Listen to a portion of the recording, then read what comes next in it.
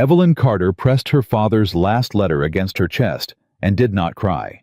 She had buried him in frozen ground with nobody standing beside her, and she had promised herself that morning she would never again need anyone to hold her upright.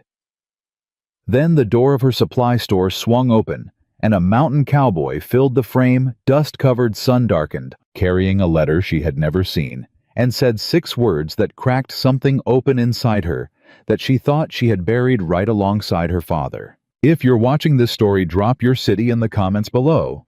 I want to see how far this story has traveled. And if you haven't subscribed yet, hit that button now, because what this cowboy does next will stay with you long after this story ends. The summer of 1884 came to Red Willow Creek like a punishment. The creek itself had shrunk to a thin silver thread winding through cracked mud, and the mountain pines stood motionless in air so dry it made your throat ache just breathing it in. The town had already lost 2 families to the drought. Good, hard-working people who packed their wagons one morning and didn't look back. The ones who stayed did so with the grim, jaw-set stubbornness of people who had run out of anywhere else to go. Evelyn Carter was one of those people. She had taken over her father's supply store 14 months ago, the week after they put Thomas Carter in the ground, and she had not taken a single day of rest since. The store was small, barely more than 3 rooms and a back porch, but it sat on a corner lot that put it directly in the path of every miner, rancher, and trail rider coming down from the upper mountain passes. Thomas Carter had known exactly what he was doing when he built on that corner, and Evelyn had inherited both the lot and the instinct. She knew how to stretch a dollar until it screamed. She knew which miners were good for their credit, and which ones would disappear into the hills the moment their pockets filled. She kept her ledgers in a hand so neat it looked printed, and she could calculate a bulk order in her head faster than most men could find their pencils.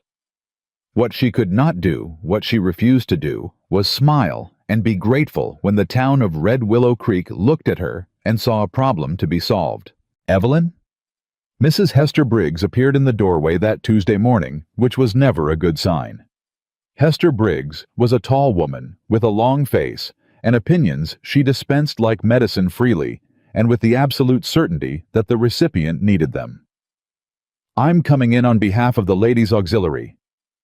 "You're coming in on behalf of yourself," Evelyn said without looking up from the bolt of canvas she was measuring. "What can I get you, Mrs. Briggs?" "Nothing today, thank you. I'm here about a more pressing matter." Hester settled herself against the counter and folded her hands. "There's been talk. There's always talk. Talk about you specifically." Hester paused with the particular satisfaction of a woman who knows she is about to deliver something uncomfortable. "About a young woman of your situation running a business alone with no male guidance and the message it sends to the younger girls in this community." Evelyn set down the canvas measure very carefully. "The message," she said, "that a woman can simply refuse what God and nature intended and suffer no consequence for it." Hester's voice was not unkind, which somehow made it worse. "We're concerned for you, Evelyn. It's been over a year. Your father's gone. There are men in this town, respectable men who would be glad to take this burden from your shoulders." "The burden," Evelyn repeated. "The store, the land, the—" "Mrs. Briggs." Evelyn looked up then, and something in her expression made the older woman stop. "I'm going to ask you one time politely to take your concern and walk it back out through that door. The second time, I won't be polite." Hester Briggs drew herself up. "Well, I expected as much. Your father was a stubborn man, and I suppose the apple—" "Good morning, Mrs. Briggs." The bell above the door jangled as Hester departed, and Evelyn stood alone in the sudden quiet, her hands flat on the counter, breathing through her nose, until the anger settled into something she could carry. She was used to carrying things. That was the truth of it. The plain, unsentimental truth that she had made her peace with. You learned what you could carry, and you learned how to distribute the weight, and you kept moving. Her father had taught her that. Thomas Carter had been a small, barrel-chested man with a great laugh, and debts he never fully disclosed to his daughter until the week before he died, when he'd pressed her hand between both of his and said, "The land is yours, Evelyn. Whatever you have to do, keep the land." She had kept the land. She had also taken on every cent of his debt, renegotiated the terms with the bank herself, and paid down 6 months of arrears in the 14 months since his death. She did not advertise this. She simply did it the way she did everything, quietly, efficiently, and without asking anyone for help. She wasn't going to get anyway. The morning moved along.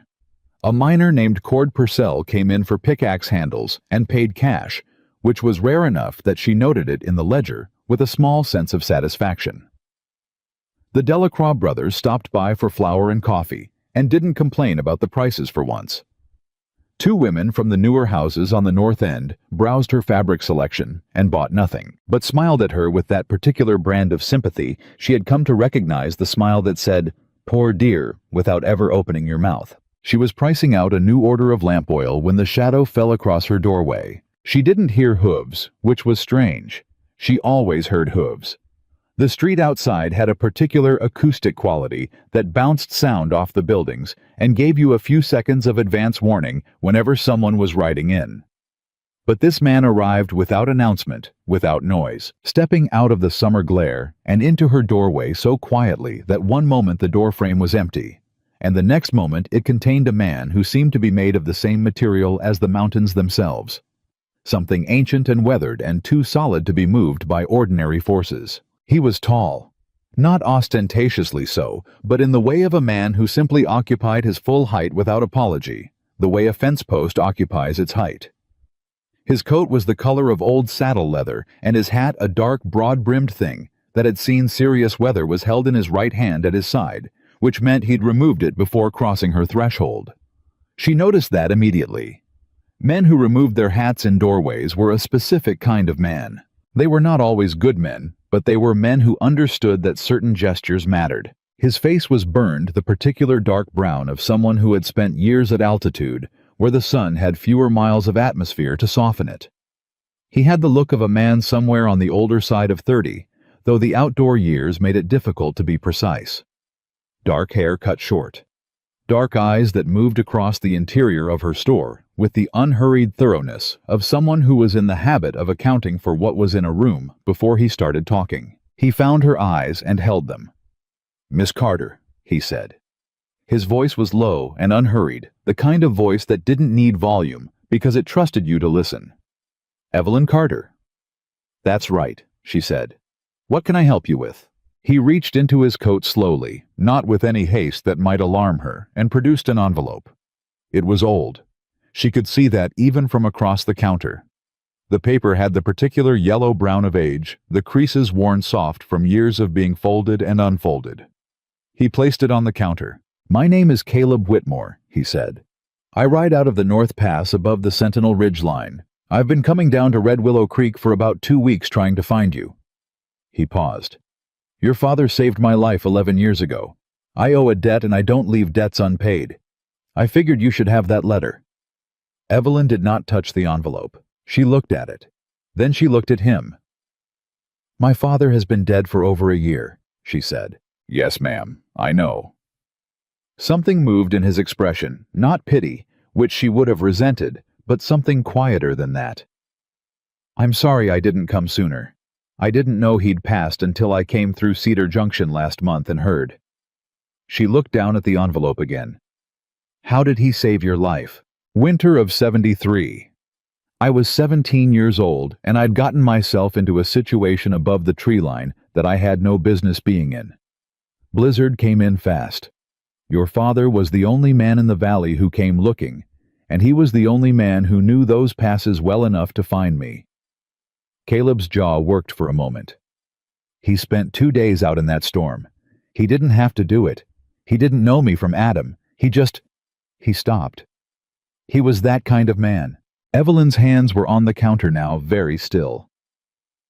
"Yes," she said. "He was." She reached for the envelope.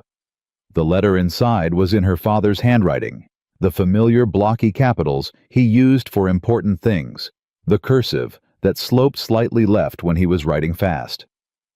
She read the first lines, and felt the floor shift subtly under her feet. Did when something changed the shape of a world you thought you understood. Caleb, her father, had written, "If you're reading this, I didn't make it long enough to tell you in person what I intended to tell you.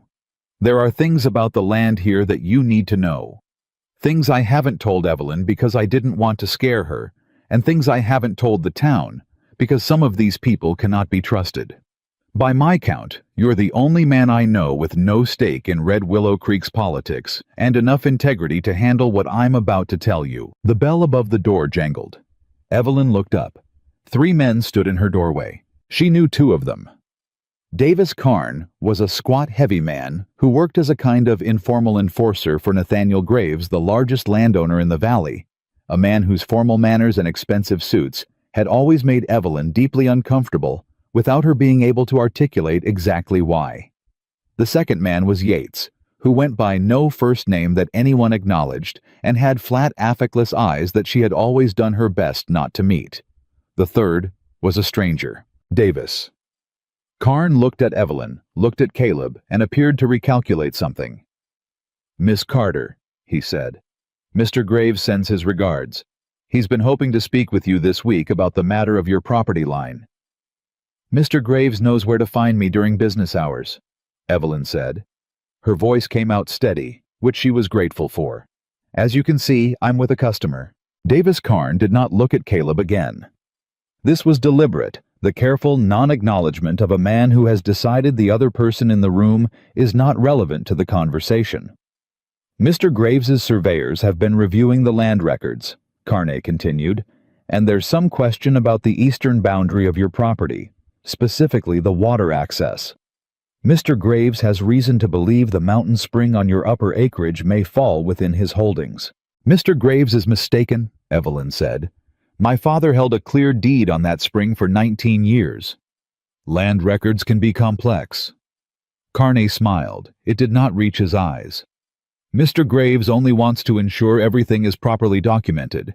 He'd hate for any misunderstanding to create difficulties for you." The word difficulties hung in the air with its full weight. Evelyn set her father's letter down on the counter face down. She was about to respond, and she had a response ready, one that was precise and entirely unpleasant, when Caleb Whitmore stepped forward. He didn't do anything dramatic. He didn't reach for anything or raise his voice or make any gesture that could be described as threatening.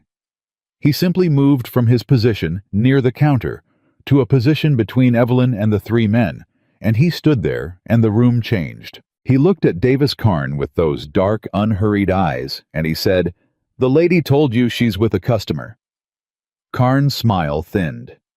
"I don't believe we've been introduced." "No," Caleb agreed. "We haven't." The pause stretched. Yates shifted his weight. The stranger in the doorway had gone very still, in the way that men go still when they are deciding something. "This is private business," Carney said. "Then I reckon you ought to conduct it during private hours," Caleb said, "and not walk into a woman's place of business uninvited and start talking about difficulties." Something moved across Carney's face.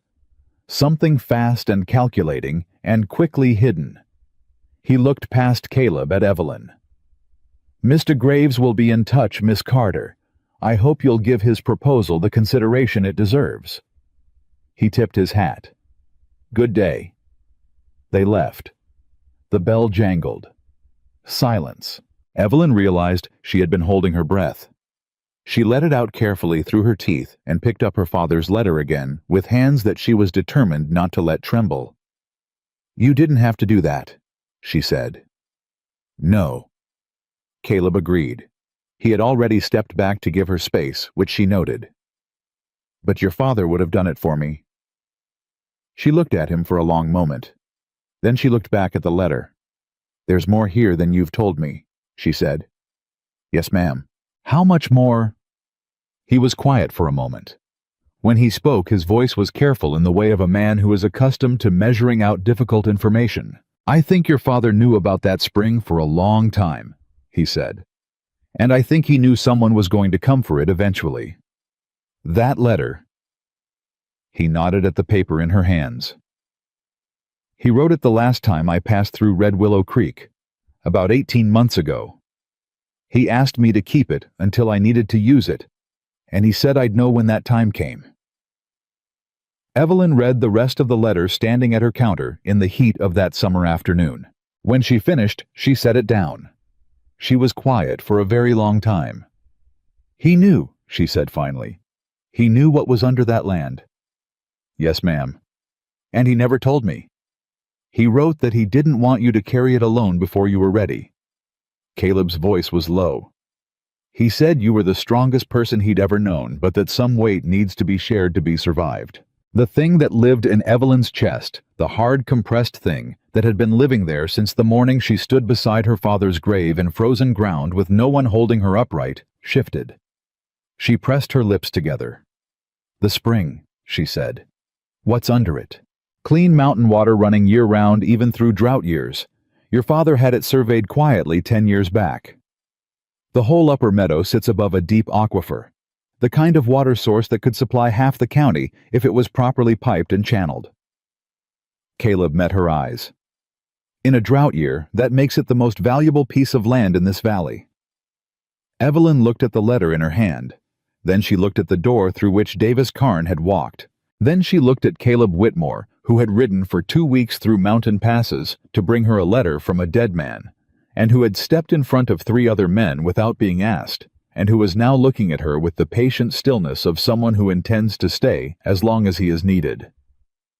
"You could have given me that letter and ridden on," she said. "I could have," he agreed. "Why didn't you?" He looked at her steadily.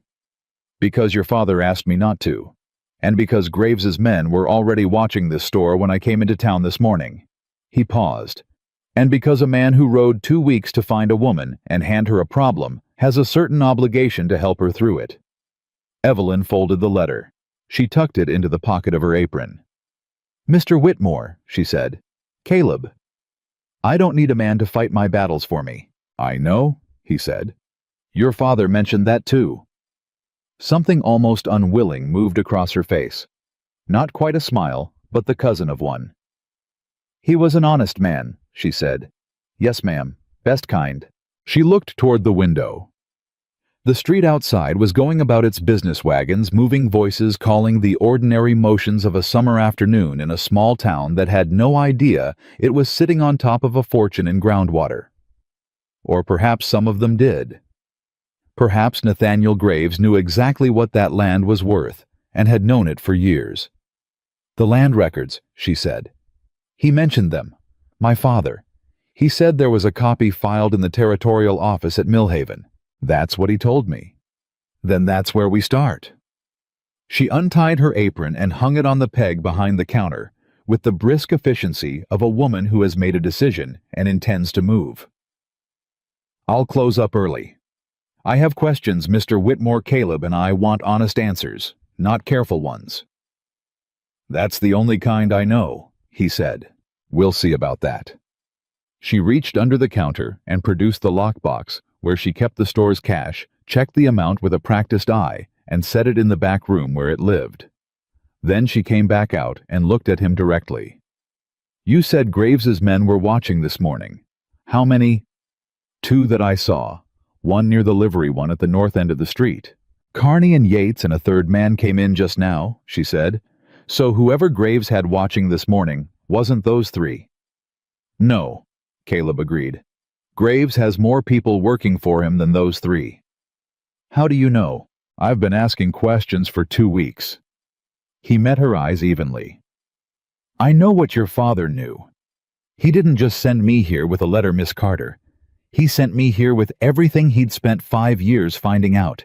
About Graves, about the land records, about what's been happening in this valley." She was still for a moment.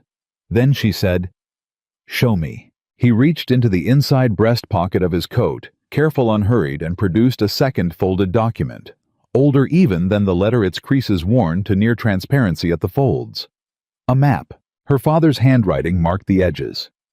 "Property lines, spring locations, survey points."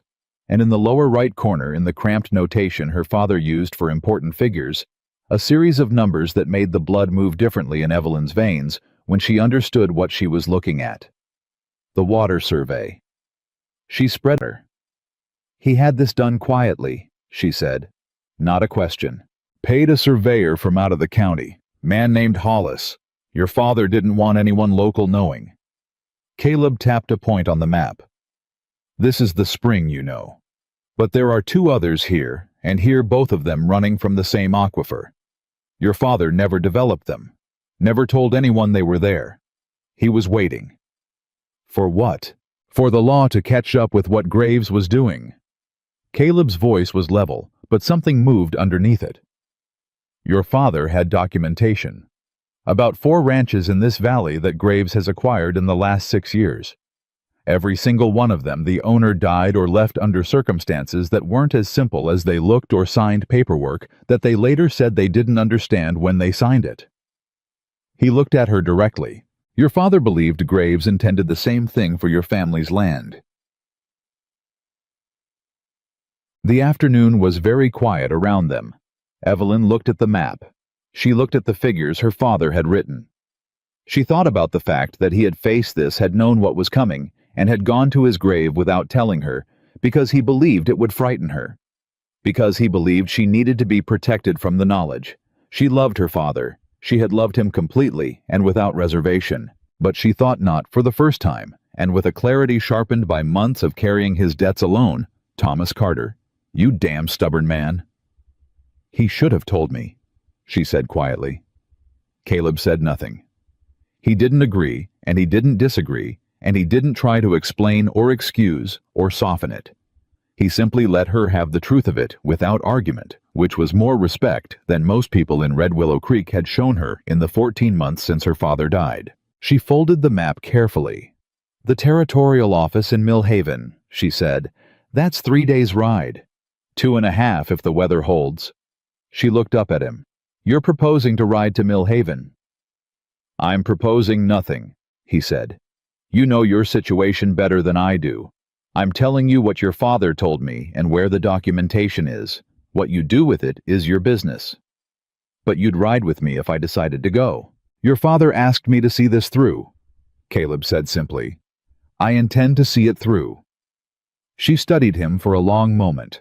The unhurried eyes, the stillness, the complete absence of the particular male urgency she was accustomed to dealing with, the urgency that always felt like pressure, like someone pushing against her boundaries to see where they gave.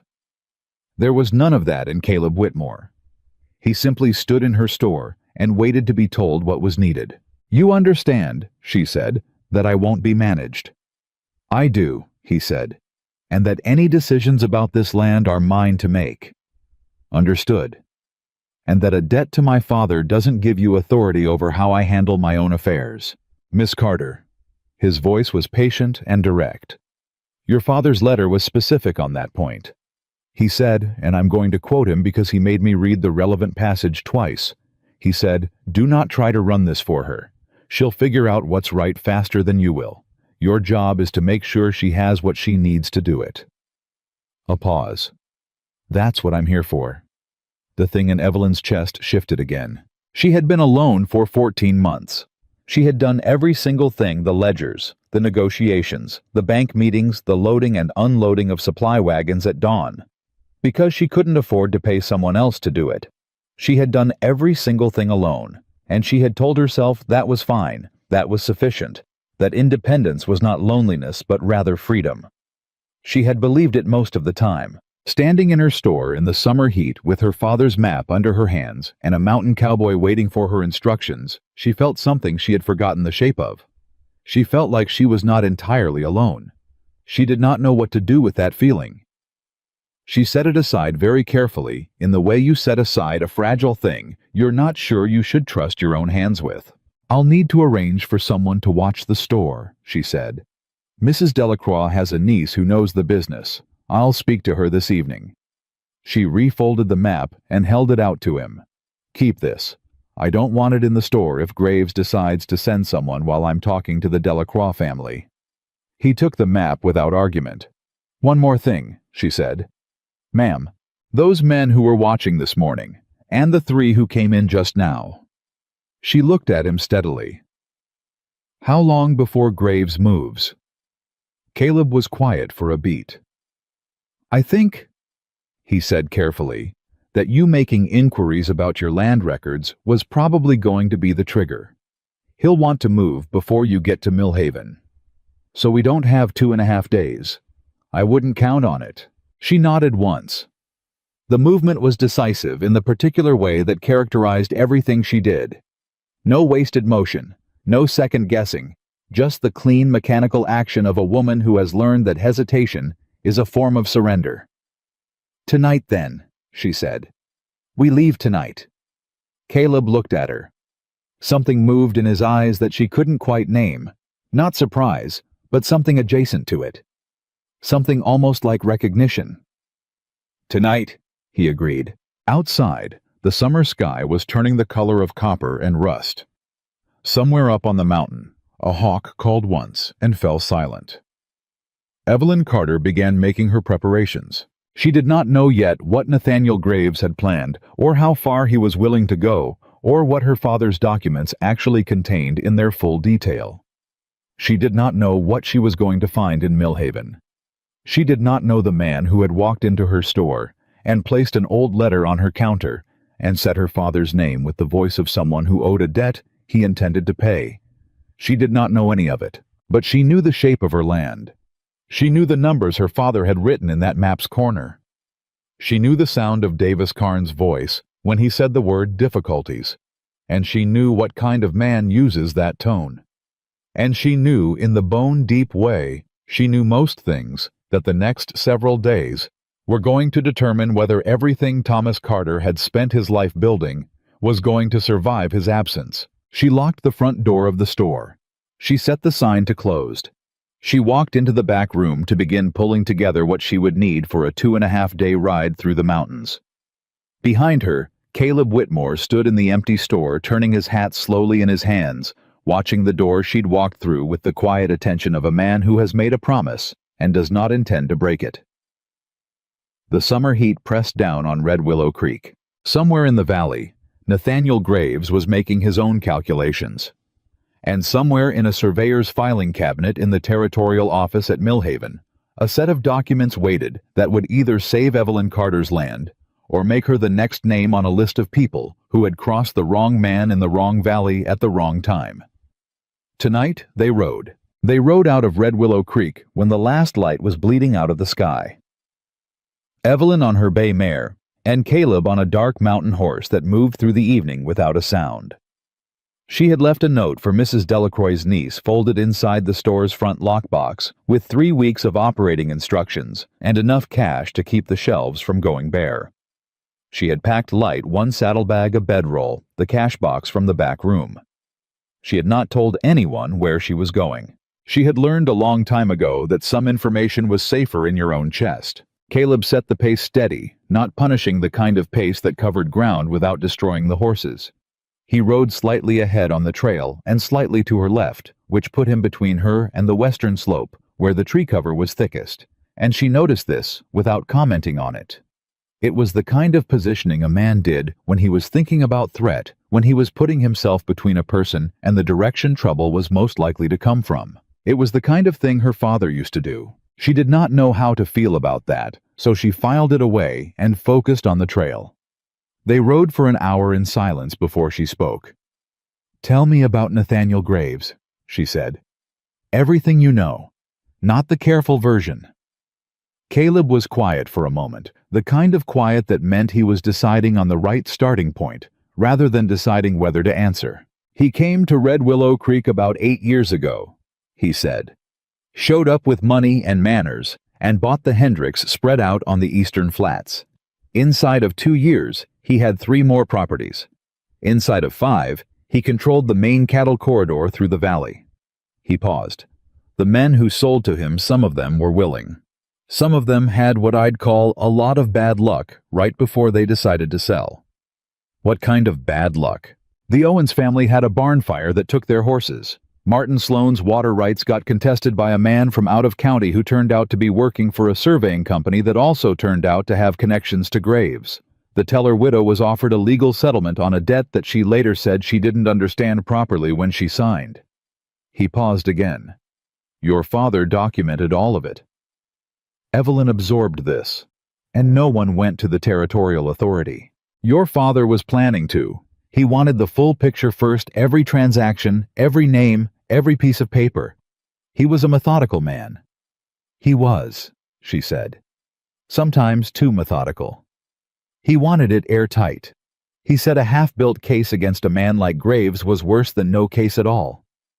Because Graves would know someone was watching, and have time to cover it. She thought about this as the trail climbed into cooler air, the mountains closing in on either side with their summer dry smell of pine resin and dust. The spring, she said. When did Graves realize what was on our land? Your father believed Graves has known for at least 3 years. He thinks the same surveyor your father hired quietly, the man named Hollis, was approached by Graves afterward, either paid or pressured to share what he found. The night insects were beginning to sound around them. From somewhere on the slope above, something moved through the brush, something small, not a threat. So Graves has known for 3 years, Evelyn said. And he waited. He waited until your father was gone, Caleb said. The words landed quietly without dramatization, and that restraint made them land harder. She felt them in her ribs. He waited until I was alone, she said. Yes, ma'am. She let the silence run for a moment before she trusted her voice with the next question. The men my father documented, the Owens family, the Sloan man, the Teller widow. Are any of them still in the area? Martin Sloan is. Runs a small operation about 4 miles east of town. He's been watching Graves for years, but he's got a wife and 3 young children, and he won't move without being certain the ground is solid under him. A pause. He'd talk to you, I think. Your father trusted him. Anyone else? The Delacroix brothers? She turned to look at him in the dark. The Delacroix brothers, no. Your father talked to them, yes. He didn't tell them everything, but he told them enough that they'd recognize the shape of it when it came to a head. Caleb met her eyes briefly across the trail. They've been watching over your store these past months without being asked. Evelyn faced forward again. She thought about Cord Delacroix, who paid cash that morning, which was unusual. She thought about how often one of the brothers seemed to materialize at the far end of the street whenever she was dealing with a difficult customer. She had attributed it to coincidence and the natural rhythms of a small town. She had not attributed it to design. Her father's design. He built a network, she said slowly, around me, without telling me. He was worried. I know what he was worried about. The edge in her voice was sharper than she intended. She heard it and softened deliberately. I'm not angry at you. I just... She stopped. Tried again. I spent 14 months believing I was doing it alone, that I had figured out how to survive alone. And now I find out there were people. You were doing it alone, Caleb said. The work was yours. Your father set up a safety net, I suppose you'd call it. But nobody did your work for you, Miss Carter. Nobody paid your debts, or ran your ledgers, or got up before dawn to unload your supply wagons. He looked at her directly. You did all of that. The network was just there to catch you if things went truly sideways. It wasn't there to carry you. She was quiet for a long moment. He should still have told me, she said finally. He should have. Caleb agreed without qualification, and that simple honesty steadied something in her that the explanation hadn't quite reached. They made camp in a hollow off the main trail around the 4th hour. No fire, just the horses hobbled on good grass, and 2 bedrolls on opposite sides of a flat granite shelf. Caleb took the first watch without discussion, settling himself with his back to a boulder and his eyes on the trail they'd come up. Evelyn lay with her father's letter inside her coat and stared at the mountains above her, which were dark shapes against a sky busy with stars. She did not sleep for a long time. When she finally did, she dreamed of her father's handwriting. She woke before dawn to find Caleb already up the horses checked and resettled, his bedroll packed. He handed her a strip of dried beef and a canteen without ceremony and said, I think we had company on the lower trail about 2 hours ago. 2 horses moving slow. They didn't come up. She took the canteen and was instantly completely awake. Graves's men. Most likely. They either lost us or they're circling ahead. He looked at the eastern sky. We should move. How far to the Benson crossing? 6 hours at good pace, maybe 5 if we push. He looked at her. You decide. We push, she said. They rode hard through the early morning, the mountain air cool enough that she was grateful for it, the trail rising steadily toward the Benson Ridge crossing that would put them officially into the next county and out of whatever local authority Graves might be able to apply. At the top of the first serious climb, Caleb pulled up suddenly. Wait, he said. She stopped the mare. He was looking down the trail behind them completely still, and she had learned in the past several hours that when Caleb Whitmore went completely still, the intelligent response was to also go completely still. 300 yards below, 2 riders were coming up the trail. They were moving at a pace that was not leisurely. Do they know we're here? She said quietly. They're about to. He turned his horse and she turned the mare, and they moved off the main trail into the tree cover to the left, picking their way through the pine growth with care. The footing was uneven, but manageable. She could hear her own heartbeat. The riders reached the section of trail where they had just been standing. They stopped. Even from inside the tree cover, she could hear one of them say something in a low voice. She couldn't make out the words. The other rider answered, and she heard the word fresh and knew they were looking at hoofprints. Caleb reached across and touched her arm once. One finger pointing left deeper into the trees moving parallel to the ridge. She nodded. They moved without speaking, following the natural contour of the slope, staying below the ridgeline, to avoid silhouetting themselves. She could no longer hear the riders on the main trail. That was not necessarily good news. 40 minutes of careful, silent riding brought them out above the Benson crossing, coming at it from the north rather than the main approach, which meant they came out onto the county road at a point that was already well past the crossing itself. Caleb pulled up and looked back at the approach they'd come down. Nothing following. Did we lose them? She said. For now. He looked ahead at the county road which stretched east toward Millhaven in a long curve. But they'll figure the route eventually. We've got maybe 4 hours before someone thinks to telegraph ahead. Evelyn straightened in the saddle. Then we don't stop. She put her heels to the mare, and they rode. The sun climbed and the day heated, and they stopped only to water the horses at creek crossings moving steadily covering ground. She found herself recalculating as they rode, turning over what she knew, building the shape of what needed to happen in Millhaven. Thinking about the territorial office's filing system, about the land records her father had referenced, about what legal argument would need to accompany the documentation Caleb carried. She had been good at this kind of thinking for as long as she could remember. Her father used to say she had the mind of a lawyer trapped in a ranchwoman's life. She had always suspected he meant it as a compliment, though it had taken her years to receive it as one. The territorial clerk, she said around mid-morning. Do you know who holds the position? Man named Aldous Kepler. Been in the office about 4 years. Caleb pulled a slight face. Your father described him as thorough, but not particularly fast. Thorough is what we need, she thought. We'll need witnesses to authenticate the documentation. People who can swear to having direct knowledge of Graves's transactions. She looked at him. You can testify to your interactions with my father. What he told you. When? Yes. And Martin Sloan if we can get him to Millhaven. And the Teller widow if she's willing. She was already building the structure of it, the architecture of evidence, how it would need to be presented, what the clerk would need to see in order to flag the filings for the territorial judge's review. This isn't just a land dispute. If my father's documentation is complete, this is fraud. Possibly worse. Caleb was quiet for a moment. Your father used the word conspiracy, he said. He wrote it in the margin of his survey notes. I didn't mention it because I didn't know how... You didn't know how I'd take it. It's a serious word. It's an accurate word, she said. If Graves has been systematically acquiring land through manufactured crises and falsified documents, that's not individual fraud. That's coordinated. That's planned. She looked at the road ahead. How many properties has he taken in 6 years? Your father documented 4. He believed there were likely 2 more that were harder to prove. 6 families. The number sat in her chest with its full weight. 6 families who lost what their parents built. Yes, ma'am. And he's been operating in plain sight, with his suits and his manners and his careful legal language.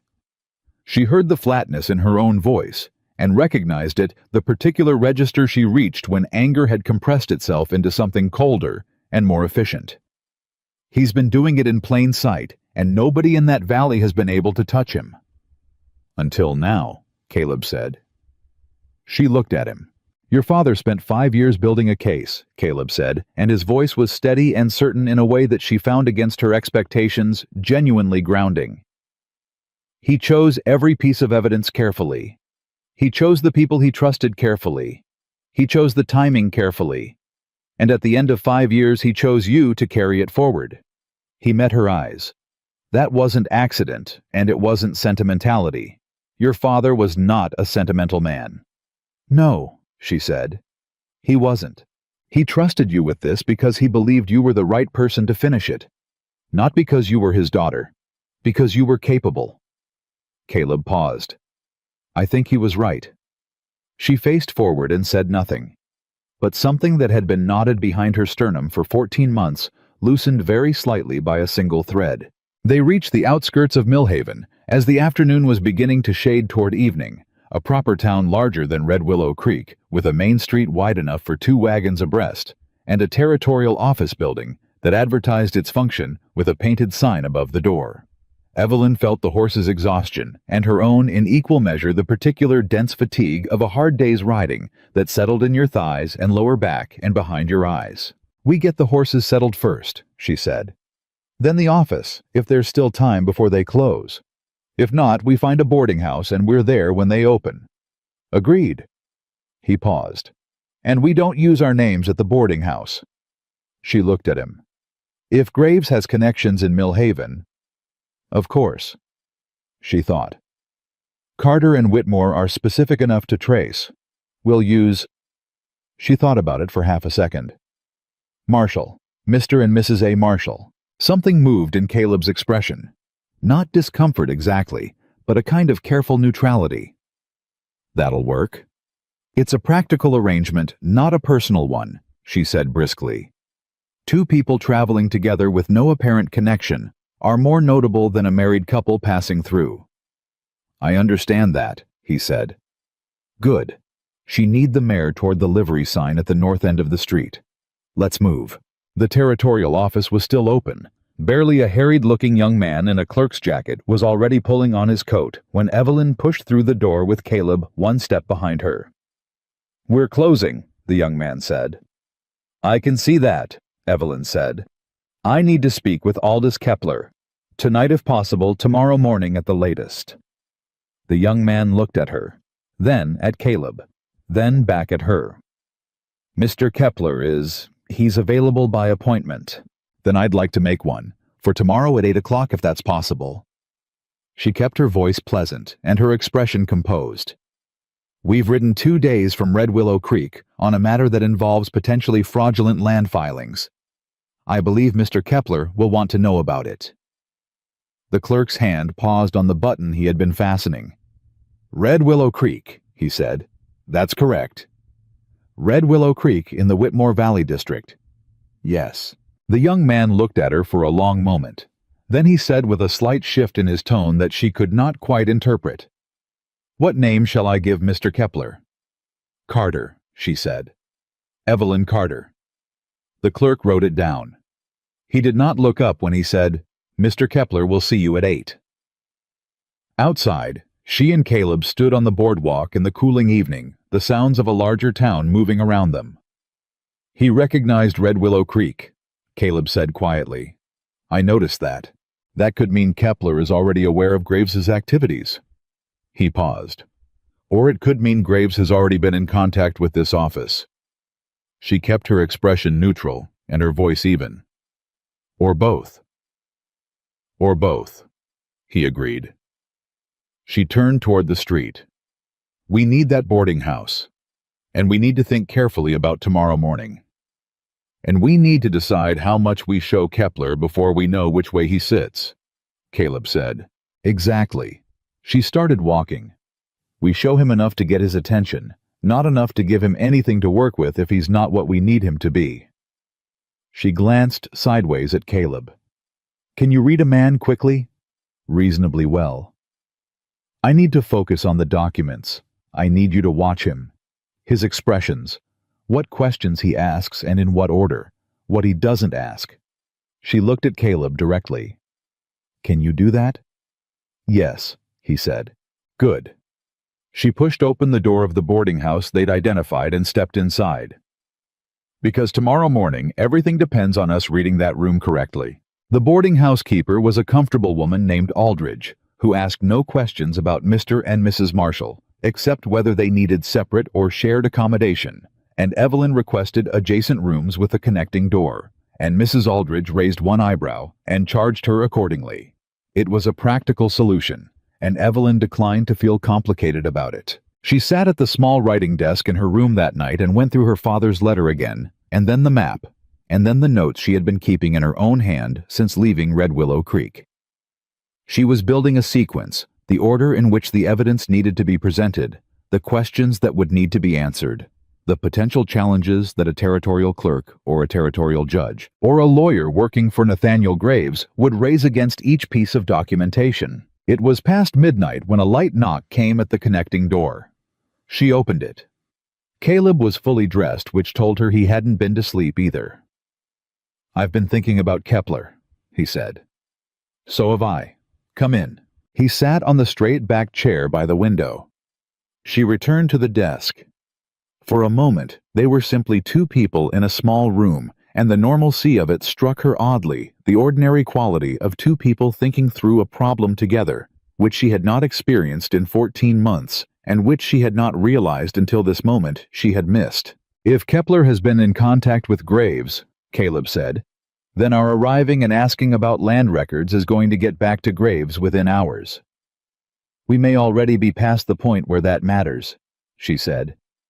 Graves knows we left Red Willow Creek. He knows the direction we rode. He's not a stupid man, he'll have concluded by now that Millhaven is our destination. Which means the question isn't whether he knows we're here. It's whether we can move faster than his response. Yes. She tapped the edge of the desk with one finger, thinking. If we get the original deeds into Kepler's office under official review, if they are formally flagged and logged in the territorial record, then Graves can't quietly make them disappear. Whatever his relationship with Kepler, there's a limit to what even a corrupt clerk will do when a filing is officially on record. And if Kepler refuses to file them, then we ask him to explain in writing why he's refusing, and we take that to the next level up. She met Caleb's eyes. My father wasn't the only one who kept records. The Owens family, the Teller widow, Martin Sloan. If this comes to a territorial court, we need all of them. Caleb nodded slowly. I can ride back to Red Willow Creek. Get Sloan and the others moving toward Millhaven while you're in the office tomorrow. I don't want you to ride back alone. The words came out before she thought about them. She heard them in the air and felt the particular exposure of having said something unrehearsed. I mean, she said. I know what you mean, Caleb said, and his voice was straightforward enough that it didn't humiliate her. Two people are safer than one going back through that pass right now. Yes, she said. That's what I mean. He looked at her steadily. I can take care of myself on a mountain trail. I know that. She met his eyes. She stopped. Tried a different approach. My father trusted you. He spent 5 years looking for somebody he could trust with this, and you're the person he chose. That makes you... She stopped again.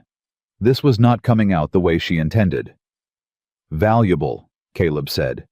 Quietly. Yes, she said. Valuable. And I don't want to lose the most valuable asset I currently have to two of Graves's men on a mountain pass. Something shifted in his expression. Something small, nearly invisible, that might have been amusement, or might have been something warmer than amusement. All right, he said. We stay together. We stay together, she agreed. "We go into that office together tomorrow morning, and we read the room together, and then we decide our next move." He nodded, started to rise. Caleb paused. "My father." She felt her way through the words carefully. "Did he talk about me? I mean, not about my capability or what I could do with the land. Did he talk about—" She stopped. "About you specifically." Caleb sat back down. "Yes." He was quiet for a moment. "He talked about you the way a man talks about the thing he's most proud of in his whole life," he said. "He talked about the way you could read a room full of difficult men and know in 30 seconds who was honest and who wasn't. He talked about how you took over the store accounts when you were 12 years old because he was bad with numbers, and you could see it before he could admit it. He talked about the summer you were 16 and the creek flooded and you spent 3 days knee-deep in water redirecting the channel to save the root cellar, and how you didn't stop until it was done, and then you slept for 14 hours. A pause. He talked about how when your mother died, you held the whole family together for 2 months before you let yourself cry. The room was very quiet. He said, Caleb's voice gentled by 1 degree. He said the only thing he'd done wrong by you was not telling you soon enough how extraordinary you were. He said he kept waiting for the right moment, and the right moment kept not arriving. And then it was too late, she said. Yes, she did not cry. She had used up most of her tears in the first weeks after her father died, and what was left behind was not grief exactly, but something heavier and harder, a kind of love that had nowhere to go, that had been carrying itself in her chest for 14 months without destination. She said, "Thank you for telling me." "He would have wanted you to know," Caleb said simply. After he had gone back to his room, she sat for a long time at the writing desk with her hands flat on the papers and her father's voice somewhere in her memory. Not the voice of a dying man, but the voice she actually remembered best, the particular warm rumble of it when he was explaining something complicated, when he was telling her she'd done well, when he was laughing at one of his own jokes while she rolled her eyes. That was the version she'd been carrying. She'd carry it a while longer. In the morning, everything would depend on a territorial clerk named Kepler and whatever loyalties or ambitions he carried to work with him. In the morning, they would find out how much of what Thomas Carter had built over 5 careful years was enough to hold against a man like Nathaniel Graves. But the morning wasn't here yet. She extinguished the lamp and lay down, and this time when she closed her eyes, she slept. In the next room, Caleb Whitmore sat in the dark and watched the window and thought about debts. He had spent 11 years carrying Thomas Carter's name with him through mountain passes and hard winters, and the particular loneliness of a man who has built walls so carefully he's forgotten how to take them down. He thought about the woman on the other side of the connecting door, the steadiness of her, the quickness, the way she had looked at her father's letter with an expression that was grief and anger and determination all occupying the same square inch of her face simultaneously. He thought about the way she had said, "I don't want you to ride back alone," and then immediately tried to translate it into something purely strategic. He had let her.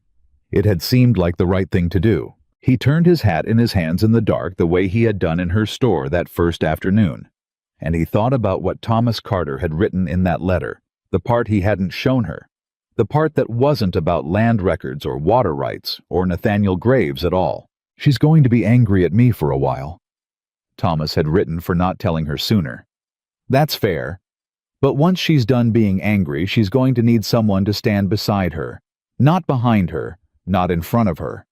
Beside. She doesn't need protecting Caleb. She needs a witness. Someone to see her clearly and not flinch. "I think that might be something you're good at. I think that might be something you both need." Outside the boarding house window, the town of Millhaven moved through its quiet nighttime business, completely unaware that tomorrow morning, something was going to begin in a territorial records office that would change the shape of the Whitmore Valley for years to come. Caleb set down his hat. He closed his eyes. He slept. Aldous Kepler was a small man with a large desk and the particular manner of someone who had spent 20 years making himself feel larger than he was by surrounding himself with official documents and the language that went with them. He had thin gray hair combed with precision across a head that Evelyn suspected had been worrying itself bald for years, and he greeted them at 8 o'clock exactly with a handshake that was firm in the way of a man who had read somewhere that a firm handshake conveyed authority. She read him in 30 seconds. Ambitious. Not corrupt, but afraid of becoming irrelevant. The kind of man who would protect himself before he protected anyone else, but who still retained enough conscience to be uncomfortable about it. She could work with that. Miss Carter? He gestured to the chairs across from his desk. You indicated yesterday that your visit concerns land filings in the Red Willow Creek area. That's correct. She sat. Caleb took the chair to her left, angled slightly so he could see both her and Kepler without turning his head. I have documentation relating to a series of land acquisitions in the Whitmore Valley District that I believe constitute systematic fraud against multiple landholders. Kepler's expression did not change. That was interesting. A man hearing that for the first time would have reacted surprise, skepticism, concern, something. He heard the words, and his face stayed exactly where it was. That's a serious allegation, he said. Yes. She agreed. I know. You'll understand that the territorial office requires substantive documentation before it can. I have substantive documentation. She placed the first folded document on his desk. Not her father's letter, not yet. The water survey first, the one with the figures. This is a land survey commissioned by my father, Thomas Carter, approximately 10 years ago. It documents the presence of a significant underground water source on Carter family land, specifically the upper acreage bordering Nathaniel Graves's eastern holdings. Kepler looked at the survey without touching it. A land survey, he said, does not constitute evidence of fraud. No, she said. But it constitutes evidence of motive. She placed the second document beside the first. This is a timeline my father compiled over 5 years documenting 6 land acquisitions made by Nathaniel Graves in the Whitmore Valley District. In 4 of those 6 cases, the previous landowner experienced what I would describe as manufactured crises immediately before selling a barn fire, a contested water rights claim originating from a company with traceable connections to Graves, a legal settlement signed under conditions that the signatory later disputed.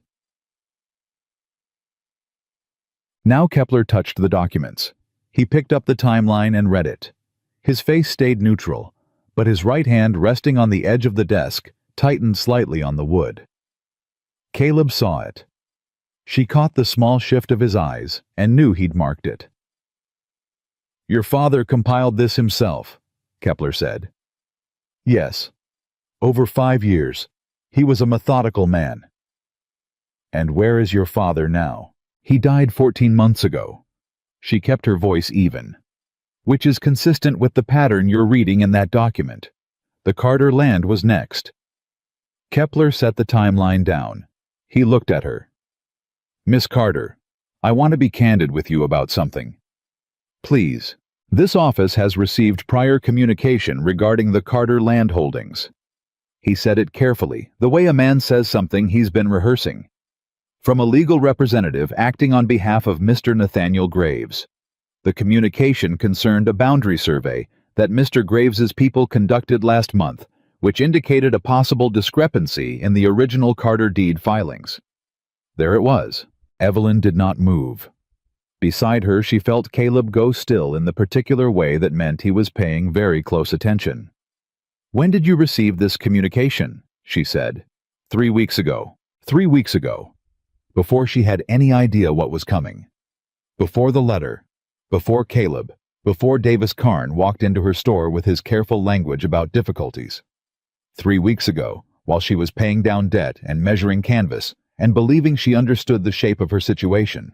And you didn't feel that a communication contesting my family's deed was something the current landholder ought to be informed about, she said. The words came out precise and level, which took effort. The communication was preliminary in nature. Mr. Kepler? She leaned forward slightly. A man with considerable resources and a pattern of fraudulent land acquisition sent a legal communication to your office contesting my deed 3 weeks ago, and nobody informed me. While his men were watching my store. While he was waiting for the right moment to move against a woman living alone on valuable land. She held Kepler's gaze. I'd like to understand why. The silence was dense. Kepler set both documents down. Miss Carter, I assure you that proper procedure was followed. I'm not here for assurances, she said.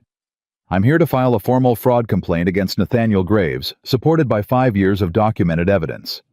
I'm here to request that the original Carter land deed and all associated water rights filings be placed under official review and protection pending investigation. And I'm here to ask whether this office is capable of performing that function, or whether I need to take this to the Territorial Commissioner directly. The last sentence landed like a dropped stone. Kepler looked at her, then at Caleb. Caleb was looking at Kepler with an expression that communicated nothing at all, which was its own kind of message. The Territorial Commissioner, Kepler said slowly. Commissioner Harold Vance, she said, whose office, as I understand it, has been conducting its own review of land transaction irregularities in 3 districts over the past 18 months. She paused. My father's documentation references that review. He was aware of it. This was the thing she hadn't told Caleb. The thing she'd found in the very last page of her father's notes written in the compressed hand he used when he was tired. A name. A reference. A thin thread connecting Thomas Carter's 5-year project to something larger that was already in motion at the territorial level. Kepler's face had changed. Your father was in contact with Commissioner Vance, he said. He had communicated with the commissioner's office, yes. She held herself very still. I don't know the exact nature or extent of that communication, but the reference is in the documents. She was not lying. She was presenting what she had in the most accurate and most useful arrangement possible. Her father had always said there was a difference between what was false and what was not yet fully confirmed. Kepler stood up. Excuse me for a moment, he said. I need to retrieve some files from the back office. He left. The moment the door closed, Caleb turned to her. Commissioner Vance, he said quietly. Your father's notes mentioned him. 1 line, 1 reference. She kept her voice below the level of the walls. I don't know if there was actual contact or if my father was aware of the review and tracking it. But Kepler doesn't know that. And the reference in those notes is real. Caleb was quiet for a second. You played that very well. I played what I had. She looked at the closed door. He went to check something. Either there's a file on my father in that back room, or he's sending word to someone or both. How long do we give him? 5 minutes. She looked at the documents on the desk. If he's not back in 5 minutes, we start asking questions about his filing procedures loudly enough that the clerk in the front office can hear us. 4 minutes and 30 seconds later, Kepler came back. He was carrying a thin folder, and his expression had shifted, the careful neutrality replaced by something that looked, if she was reading it correctly, like a man who has realized his comfortable position has become considerably less comfortable. Miss Carter, he said, sitting down, I owe you an apology. She waited. The communication we received from Graves's legal representative was filed in a manner that in retrospect should have triggered a notification to the current deed holder. That notification was not sent. I cannot explain the specific chain of decisions that led to that omission. He paused. I can tell you that there is an existing file in this office relating to land transactions in the Whitmore Valley District. That file was initiated approximately 8 months ago following a separate inquiry. Your father's name appears in that file. Evelyn's hands were flat on her thighs under the desk where Kepler couldn't see them. What kind of inquiry? She said. A preliminary investigation into potential irregularities in deed filings. Kepler opened the folder. Miss Carter, what I'm about to tell you is not yet public record, but given what you've brought me this morning, I think you need to know. He looked at her directly for what might have been the first time in the meeting. Nathaniel Graves is already under observation by this office. Has been for the better part of a year. The challenge has been documentation specifically, documentation of the kind that your father appears to have spent 5 years compiling. The The room was absolutely still. You've been building a case against him, she said. A preliminary file. Not a case, not yet. We've been missing the connecting evidence. The specific documented pattern of manufactured crises that would establish intentionality rather than coincidence. Kepler looked down at the timeline she had placed on his desk. This, he said, is what we've been missing. Evelyn looked at Caleb. Caleb looked at her with an expression that said your father knew exactly what he was doing. Mr. Kepler, she said, what happens now? Now, Kepler said, with the first genuine decisiveness she had heard from him. I contact the Commissioner's office, today, and I formally accept your documentation into the record under official protection. He began reaching for his pen. But I need to tell you something important, Miss Carter. Something that you need to hear before you leave this office. She waited. Graves will know you came here. If he doesn't know already, he will within hours. The moment this documentation enters the official record, he loses the ability to make it disappear through legal maneuvering. But that doesn't mean he'll stop. Kepler's voice was serious. A man who has operated for 6 years with the confidence he's demonstrated does not simply accept that the situation has changed. He adjusts his tactics. You're telling me I'm in danger, she said. I'm telling you that getting your land officially protected and getting yourself personally protected are two different things. Kepler set down his pen. The Territorial Marshal's office has a deputy assigned to this district, a man named Harlan Briggs. Not Briggs, Caleb said. His voice was quiet, but completely flat. Kepler looked at him. It was the first time he'd addressed Caleb directly in the entire meeting. You know Deputy Briggs, Kepler said. I know that Harlan Briggs's cousin is married to Davis Karn, who is Nathaniel Graves's primary enforcer. Caleb held Kepler's gaze without inflection. So I'd suggest that whatever you're planning to communicate to the Territorial Marshal's office, you do it over Briggs's head. The silence that followed was very loud. I see, Kepler said after a moment. I was not aware of that connection. No, Caleb said. I expect not. They left the territorial office an hour later with the documentation filed receipted and officially entered into the record. Kepler had been as good as his word, efficient and purposeful, once the decision was made, moving with the energy of a man who had been waiting for the right catalyst and had finally found it.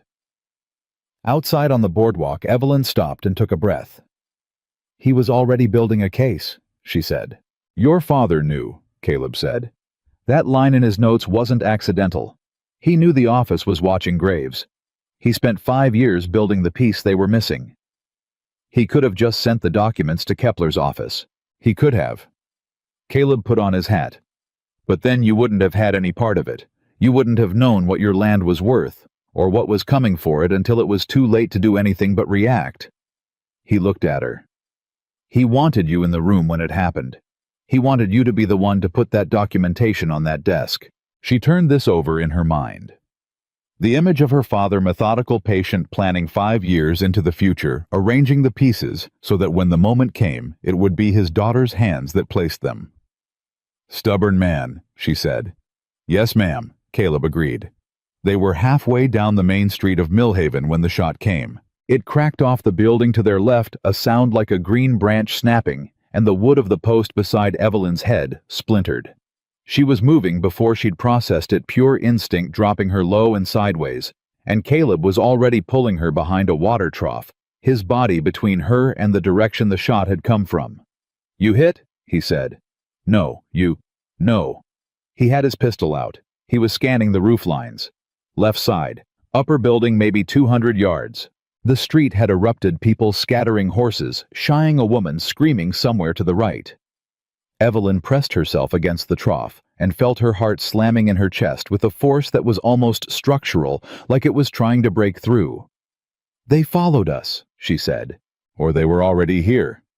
His voice was level in the way of a man who had trained himself to keep it level under exactly this kind of pressure. Stay low. There's an alley 12 feet to your right. When I move, you move. And go where? Sheriff's office is 2 blocks north. That's where we're going. He looked at her once directly, and his eyes were serious and focused and completely without panic. Trust me. She did not say, I trust you. She said, on your move. He moved.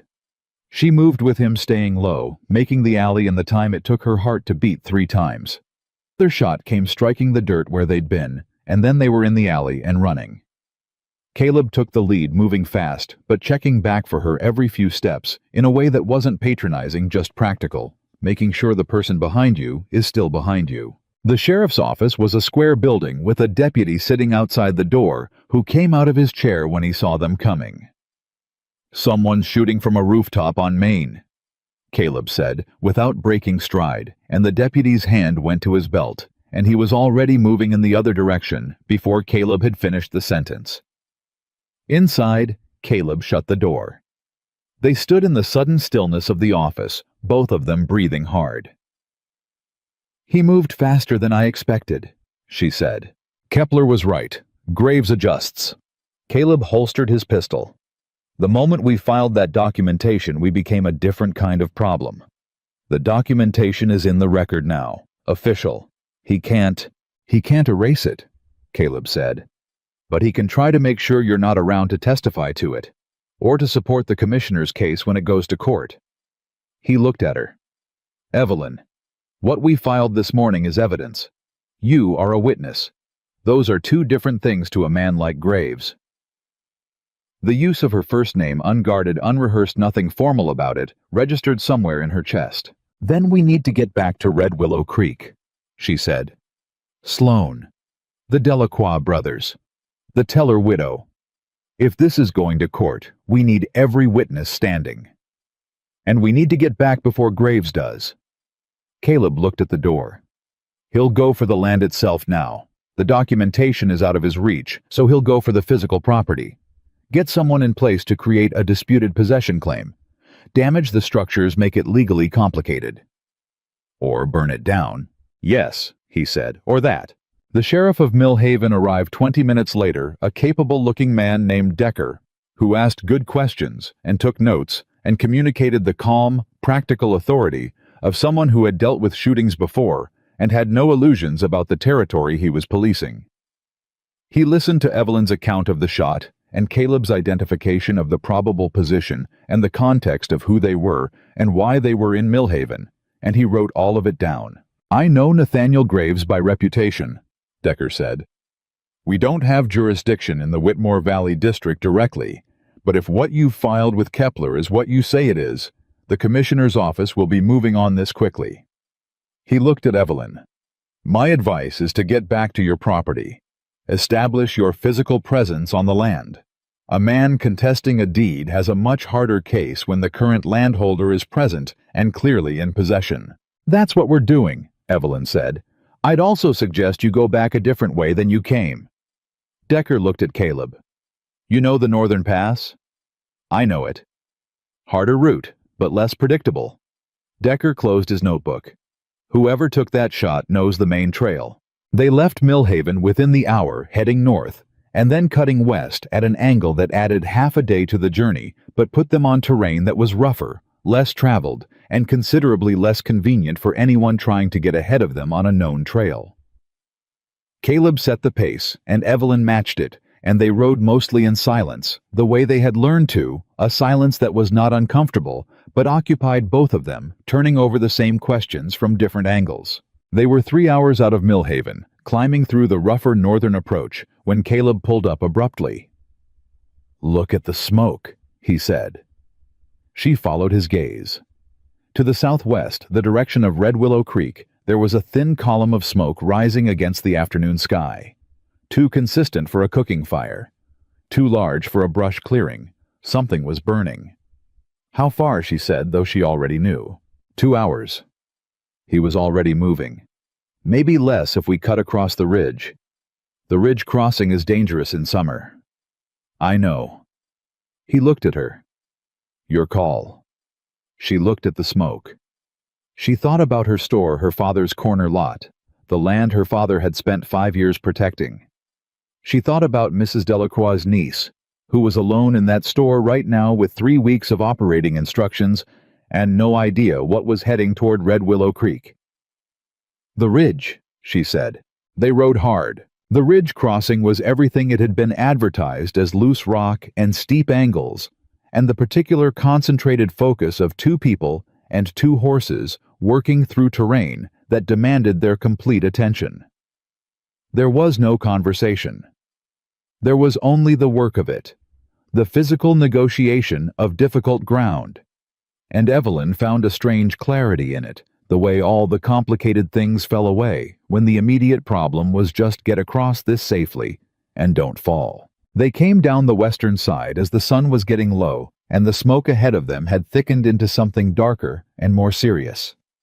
It was not the store. She saw that as soon as they cleared the last rise, the store was standing its familiar corner lot, intact, no fire visible near it.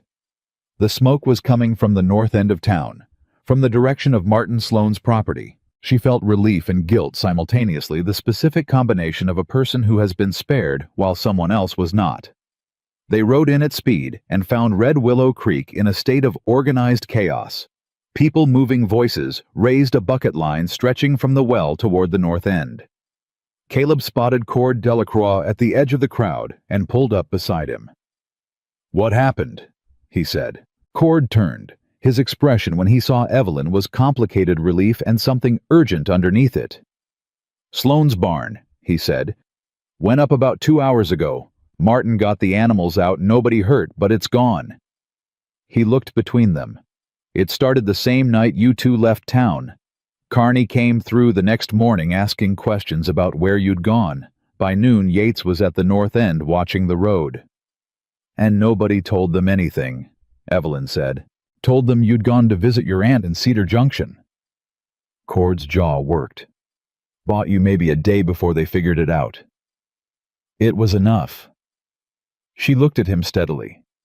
"Cord, did my father talk to you about what was on our land?" The big man was quiet for a moment. "He talked to me, year before he died." He met her eyes. "He told me enough." "Then you know why Graves wants it." "I do." "And you know that we filed the documentation in Millhaven this morning." Something moved in Cord's face. "It's in the record. Official. Receipted. Under protection." She watched the change in him, the shift from a man carrying something heavy alone to a man who has been told the weight is now distributed. "The territorial office already had a preliminary file on Graves. What my father compiled was the connecting evidence. This is going to a court, Cord, a real one, but I need witnesses." She looked at him. "I need Martin Sloane, and I need to know if the Teller widow will come forward." "You get Martin's barn rebuilt," Cord said, "and he'll walk to the Capitol barefooted to testify." He turned and looked at the smoke to the north. "As for Mrs. Teller, she's been waiting 6 years for someone to ask her." The next 2 hours were the kind that tested what people were actually made of. Evelyn moved through Red Willow Creek with the documents from Millhaven in her coat pocket and the specific, focused energy of a woman who has been waiting to act and has finally been handed the moment. She spoke to Martin Sloane, who was standing in front of his burned barn with the eyes of a man who has seen what he expected to see coming and is past being shocked by it, and who listened to what she told him with a stillness that cracked at precisely one moment, when she said, "Your name is in my father's documentation," and something moved across his face that looked like a man who has been invisible for 6 years, suddenly becoming visible. "He kept records of all of it," Sloane said. "Every transaction, every crisis, every name." She held his gaze.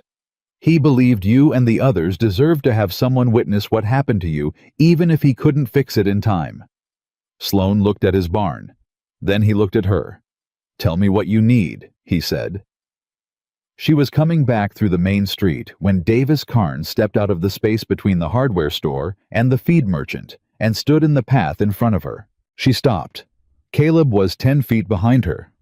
She heard his boots halt. Carney looked at her with the particular expression of a man who is delivering a message and has been told to make sure it lands. "Mr. Graves would like to speak with you," he said. "He suggests tomorrow morning. He says there's no reason this matter can't be resolved quietly between people of good faith." "Quietly," she said. "He's a reasonable man, Miss Carter. He understands that there may have been miscommunications. He's prepared to discuss fair compensation for my land," she said. "That's what you mean. For any inconvenience, Mr. Carn." She took one step toward him and watched him almost step back. You can tell Nathaniel Graves that the time for quiet resolution was 3 weeks ago when his legal representative contacted this territorial office without notifying me. That time is past. She held his eyes. "What I filed in Mill Haven this morning is under official protection. The commissioner's office has been notified, and every man and woman in this valley who Graves has wronged over the past 6 years is going to have the opportunity to say so in front of a territorial court." She paused. "Tell him that." Carney's expression didn't change, but something behind his eyes did something small and rapid and calculating. "He won't take this well," he said. "No," she agreed. "I don't imagine he will." She walked past him. Behind her, she heard Caleb's boots resume steady and unhurried 2 steps behind hers. They did not speak until they were inside the store with the door locked. Mrs. Delacroix's niece, a composed young woman named Petra, who had clearly dealt with some version of chaos over the past 2 days and was handling it with admirable calm, had left a note on the counter with the current inventory status and gone home for the evening. Evelyn set her saddlebag down and stood in the middle of the store. Everything looked the same. The shelves, the counter, the ledger in its place by the cash box, the peg where she hung her apron. The ordinary architecture of the life she had been building for 14 months unchanged and precisely where she had left it. She had been afraid on the ridge crossing and during the hard ride down from the northern approach that she was going to come home to ashes. The fact that it was standing, all of it intact, produced a feeling that was too large for the room she was standing in, and that she did not have words for. "He went for Sloan first," she said. "Not the store. Sloan's a witness," Caleb said. "He's been a witness for years. Burning the barn was a message to him and to anyone else watching. This is what happens when you stand up." "It didn't work," she said. "No." Caleb agreed. "It didn't." She turned to look at him. He was standing near the door hat in his hand, and he looked like a man who had spent the last 36 hours moving hard through difficult terrain on not enough sleep, which was exactly what he was. "You should stay here tonight," she said. "It's not safe for you to ride back to wherever you've been camping." "I've been camping at the North Pass," he said, 2 miles out." "I know." She looked at him. "There's a back room with a cot. It's more practical for you to be here in the event that Graves decides not to wait for a court date." He looked at her for a moment. "Is that the only reason?" he said. Not provocatively, just directly in the way he asked everything. She met his eyes and gave him the honest answer which cost her something, because honest answers always did. "No," she said. "It's not the only reason." Something in Caleb Whitmore's expression shifted, not dramatically, not into anything she could have described precisely, but it shifted like a door that has been closed a long time and has just been left quietly unlocked. "All right," he said. "All right," she said. Outside, the summer dark had settled fully over Red Willow Creek, and somewhere across the valley, Nathaniel Graves was receiving the message she had sent back with Davis Carn, and whatever he felt when he heard it, anger, calculation, desperation, all 3, he was turning it into his next move. The documentation was safe. The witnesses were found. The case her father had spent 5 years building was now in the hands of people with the authority to act on it. But Graves had 6 years of practice at making problems disappear, and the night was long, and Martin Sloan's barn was still smoldering in the dark at the north end of town, a reminder of exactly what kind of man they were dealing with and exactly how far he was willing to go. Evelyn locked the front door of the store and went to check the back windows. She did not intend to be caught unprepared.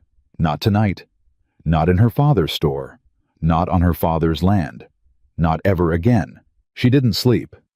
She tried stretched out on the narrow cot in the store's back room with her boots still on, and her father's letter folded inside her coat. But sleep wouldn't come, and after an hour she stopped fighting it, and sat up and listened to the night instead. The store made its familiar sounds around her, the settle of old wood, the creak of the sign above the door in the faint summer wind, the distant call of something moving on the mountain slope above town. Normal sounds, ordinary sounds. She cataloged them the way her father had taught her to catalog inventory systematically, without rushing, making sure she knew what was there, so she'd recognize immediately when something wasn't. At some point past midnight, she heard Caleb move in the front room. Not alarm, just the specific sound of a man shifting position, resettling against the wall. He'd put his back to the small adjustments of someone maintaining a watch. She had told him to sleep. He had said he would. Neither of them had believed it. She got up and went to the doorway. He was sitting with his back to the counter facing the door, his pistol on the floor beside his right hand. He looked at her when she appeared and did not seem surprised. "You should sleep," he said. "So should you," she said. "How long have you been awake?" "I slept some." "You didn't." "About 40 minutes," he admitted. She went and sat down on the other side of the counter, her back to the shelves facing the same direction he was facing. For a while they just sat in the dark of the store together, listening to Red Willow Creek settle through its nighttime quiet. And it was strange, the ordinariness of it. Two people sitting in the dark and watching a door, the most natural and most unusual thing she had done in a very long time. "Tell me about your ranch," she said. "The one above Sentinel Ridge." He was quiet for a moment. "What do you want to know?" "Whatever you want to tell me." He thought about it. "It's small. About 40 acres of good mountain grass, a creek that runs clean even in drought years. I built the main structure myself about 4 years ago. Took most of a summer." He paused. "It's not much to look at, but it holds up in weather." "You built it alone." "I did most of it, had help from a man named Garrett for the roof framing. He's gone now, moved his family to Oregon." A pause. "It's been just me since then." "Do you like it, the alone part?" He considered the question seriously, the way he considered everything. "I liked it better than the alternative," he said. "Which was being around people who were making me into something I wasn't." He paused. "I grew up in a town not unlike Red Willow Creek. Lots of people with strong opinions about what a young man ought to do and be and want. I left when I was 19 because I needed to find out which of those opinions were actually mine." He looked at the door. The mountain was quieter. It gave me room to think. "And now, after 11 years." He turned his head and looked at her in the dark. "Now," he said, "I think quiet might be something that's possible to have too much of." She held his gaze for a moment. Then she looked back at the door. "I told myself for 14 months that I preferred it alone," she said. "I told myself the town's opinion didn't matter, and other people's help was just another form of debt, and that everything I needed I could provide for myself." She paused. "I believed most of it." "Most." "Most," she agreed. The night moved around them. She was aware of the warmth of him 6 feet away. The particular quality of his stillness that she had been cataloging since the first afternoon he'd walked into her store. Not the stillness of a man who had nothing going on inside him, but the stillness of a man who had learned to keep what was going on inside him from spilling out unnecessarily. She had learned the same thing. She recognized it the way you recognize a technique you've taught yourself in someone who learned it independently. "Caleb," she said. "Ma'am?" "Don't ma'am me in the middle of the night when we're both sitting on the floor," she said, and he made a sound that was not quite a laugh, but occupied the same neighborhood. "Evelyn," he said. "If Graves comes tonight, if he sends men, I'll hear them before they reach the door. I know you will." She looked at him. "That's not what I was going to say." He waited. "If this goes badly, if the commissioner's office moves too slowly, or Graves finds a way to tie up the documentation, or something goes wrong that we haven't anticipated." She stopped. organized her thoughts. My father spent 5 years building this case, and he didn't live to see it through. I need you to know that even if something happens to me, the copies exist. Kepler has the originals. But I made copies in Millhaven before we left. I gave them to Sheriff Decker. There's a third set in the cash box under the floorboard in the back room. Caleb was very still. When did you make copies? He said. While you were speaking with Sheriff Decker. There was a copying clerk 2 doors down. She met his eyes. I didn't know yet how much I trusted you. The silence that followed was careful. And now, he said. Now I'm telling you, she said, which ought to answer the question. Something moved in his expression, the same shift she had seen the night before. The door going from locked to unlocked, and he looked at her for a long moment without speaking. All right, he said. All right, she said. A sound. Both of them heard it at the same moment, not from the front door, but from the side alley, the soft impact of a boot on packed dirt, the particular sound of someone trying to be quiet and mostly succeeding. Caleb was on his feet before she'd finished processing it. She was up half a second behind him, and without discussion, she moved to the right side of the room while he moved left. Both of them placing themselves away from the windows, and she had her hand on the small pistol her father had given her on her 18th birthday, that she had carried in her boot every day for 10 years. The sound came again. Then voices low, 2 of them arguing in a whisper. Then a third voice, louder than it apparently intended to be. I ain't burning a woman's store, Carney. That wasn't the agreement. Silence. Then Carn's voice, tight with anger. You'll do what you're paid to do. I was paid to watch and report. I wasn't paid for arson. The voice was unfamiliar. Not Yates, not anyone she recognized. Sloane's barn was one thing. This is the middle of town. There are people sleeping 40 feet away. Then you'd better move fast and quiet. No. A pause. I said no, the unfamiliar voice repeated. I'm done, Carney. Pay me what you owe me, and I'm riding out. More silence. Then, the unmistakable sound of boots on dirt moving away, one set quick heading north. The defector leaving. Caleb caught her eye across the dark room. He held up 2 fingers, 2 remaining. She nodded. They waited. Carney's voice again very low. Yates. I heard him, Yates said. Flat, effectless as always. We do it anyway. Quick, the side door. Caleb didn't wait. He moved to the front door, unlocked it without a sound, and stepped out onto the boardwalk. Evelyn went to the side window. She heard Caleb's voice from outside clear, carrying designed to be heard. Davis Carn, step away from that door. A beat of silence that lasted approximately 1 full second. Then running. 2 sets of boots going different directions. Caleb went right following the faster sound. Evelyn went out the side door and cut left, which brought her into the alley at the same moment that Davis Carn came around the corner at a dead run and nearly collided with her. He pulled up short.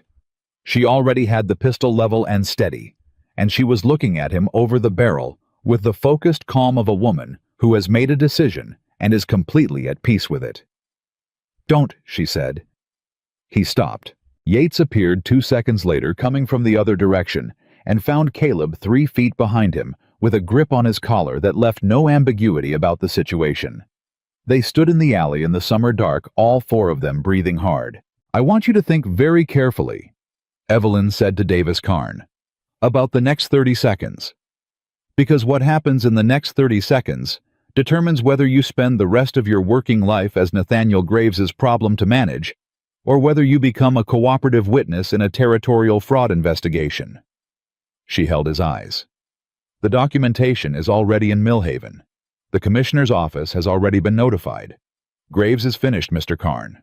The only question is whether you go down with him. Carney was breathing in quick, shallow pulls. She could see the calculation running behind his eyes, the rapid recalibration of a man whose entire professional position has just been described to him as a sinking ship. I want a lawyer, he said.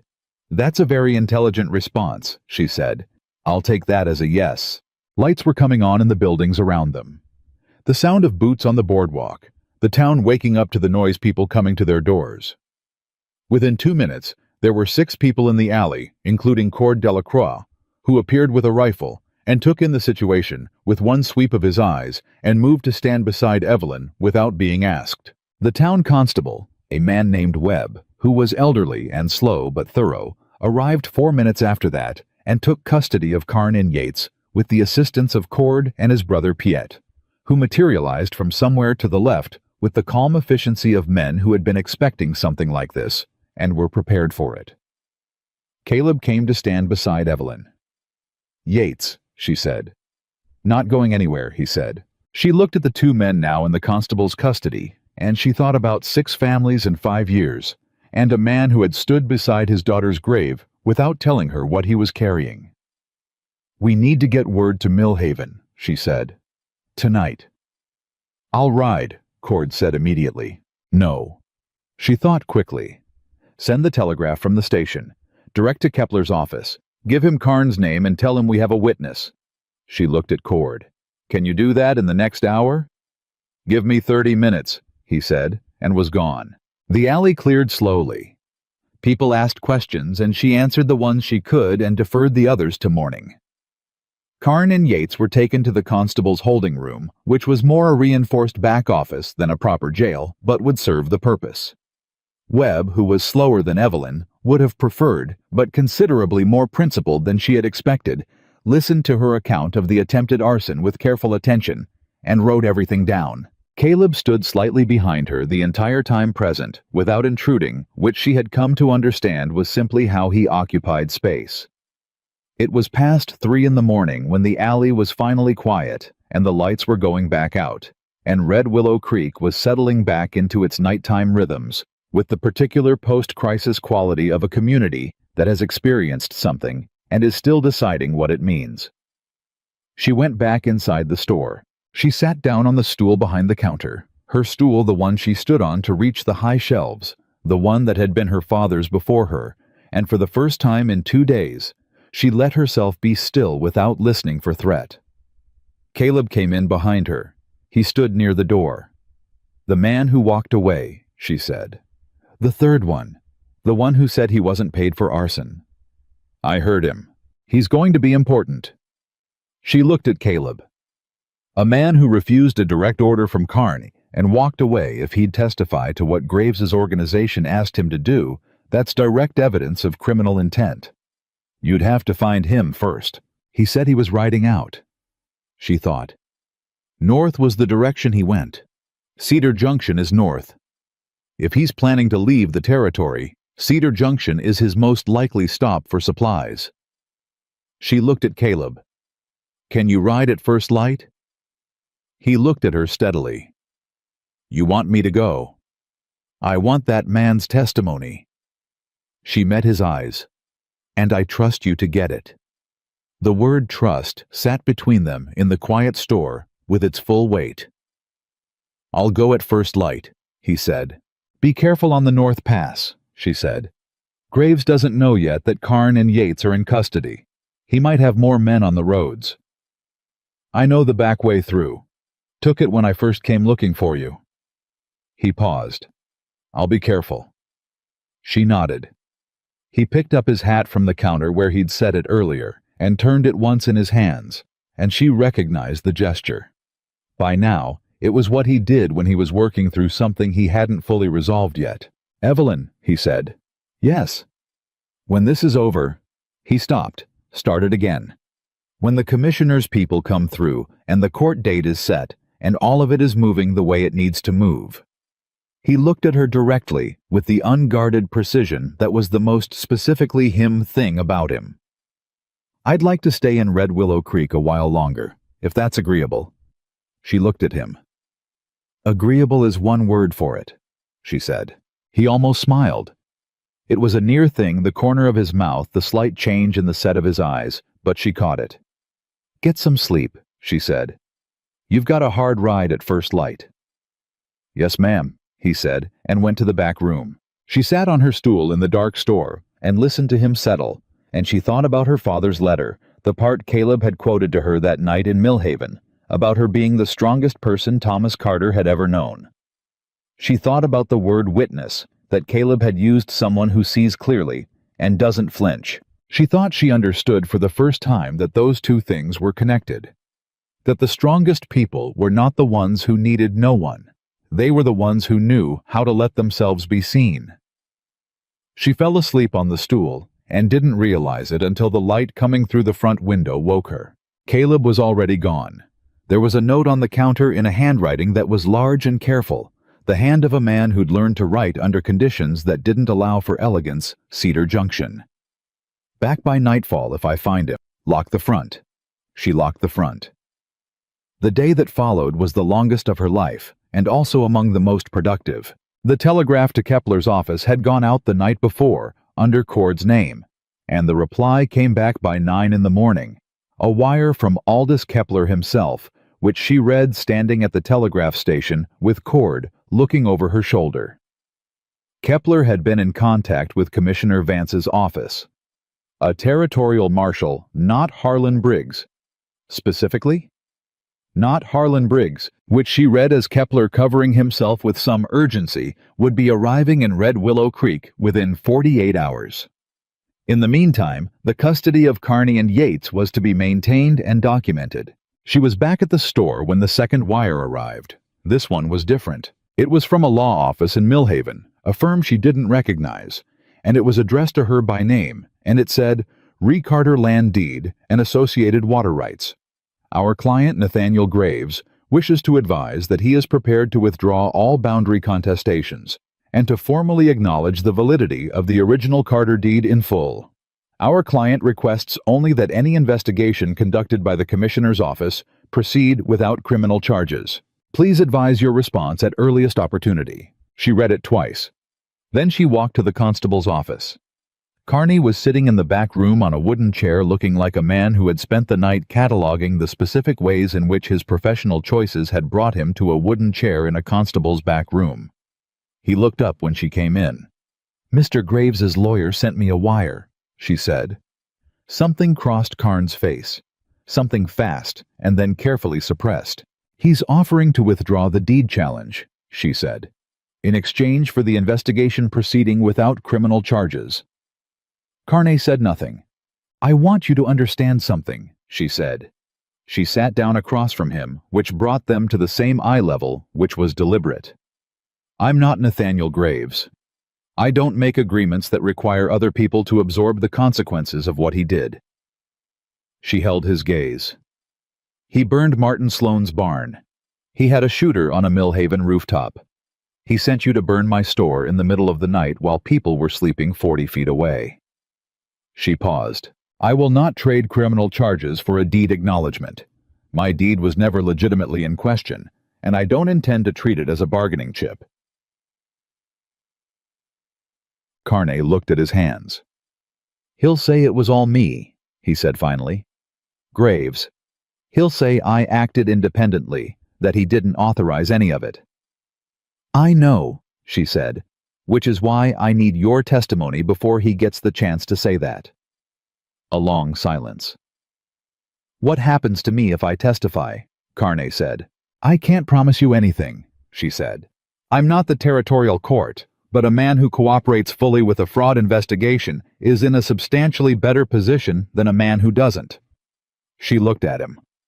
And a man who walked away from burning a woman's store, that third man last night, he's going to have things to say, too. You're not the only witness to what Graves authorized.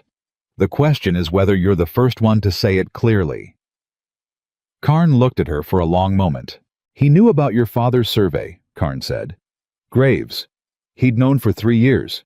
He told me your father was the only obstacle. After Carter died, he figured the daughter would be easier to move. He paused.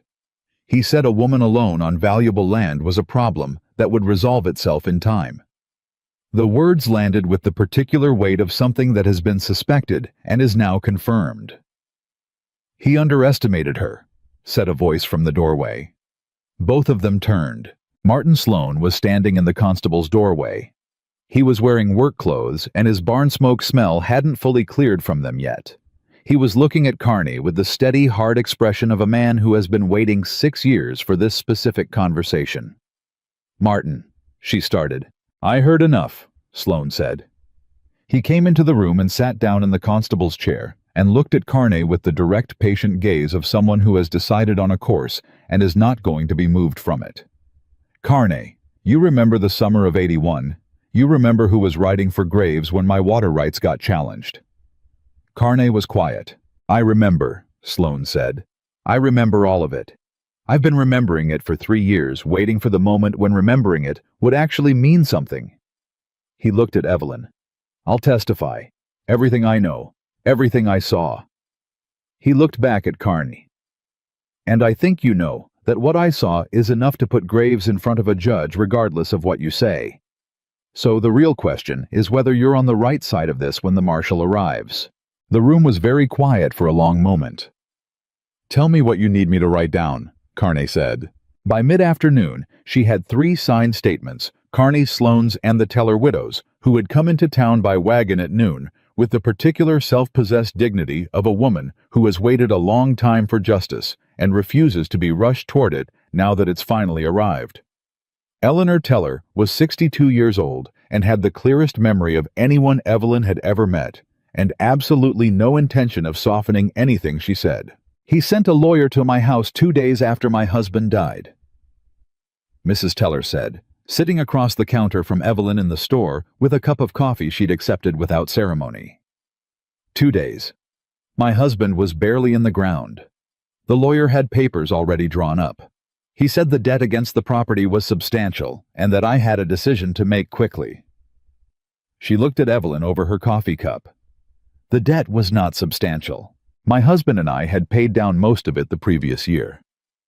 I found out afterward, much afterward, that the figures the lawyer showed me were not our actual figures. They had been altered. She paused. I signed because I was grieving and frightened and alone, and I believed what I was told. A pause. I have not stopped being angry about that for 6 years. You won't have to be angry about it alone much longer, Evelyn said. Mrs. Teller looked at her. Your father came to see me, she said. About 4 years ago. He said he was documenting what had happened to us.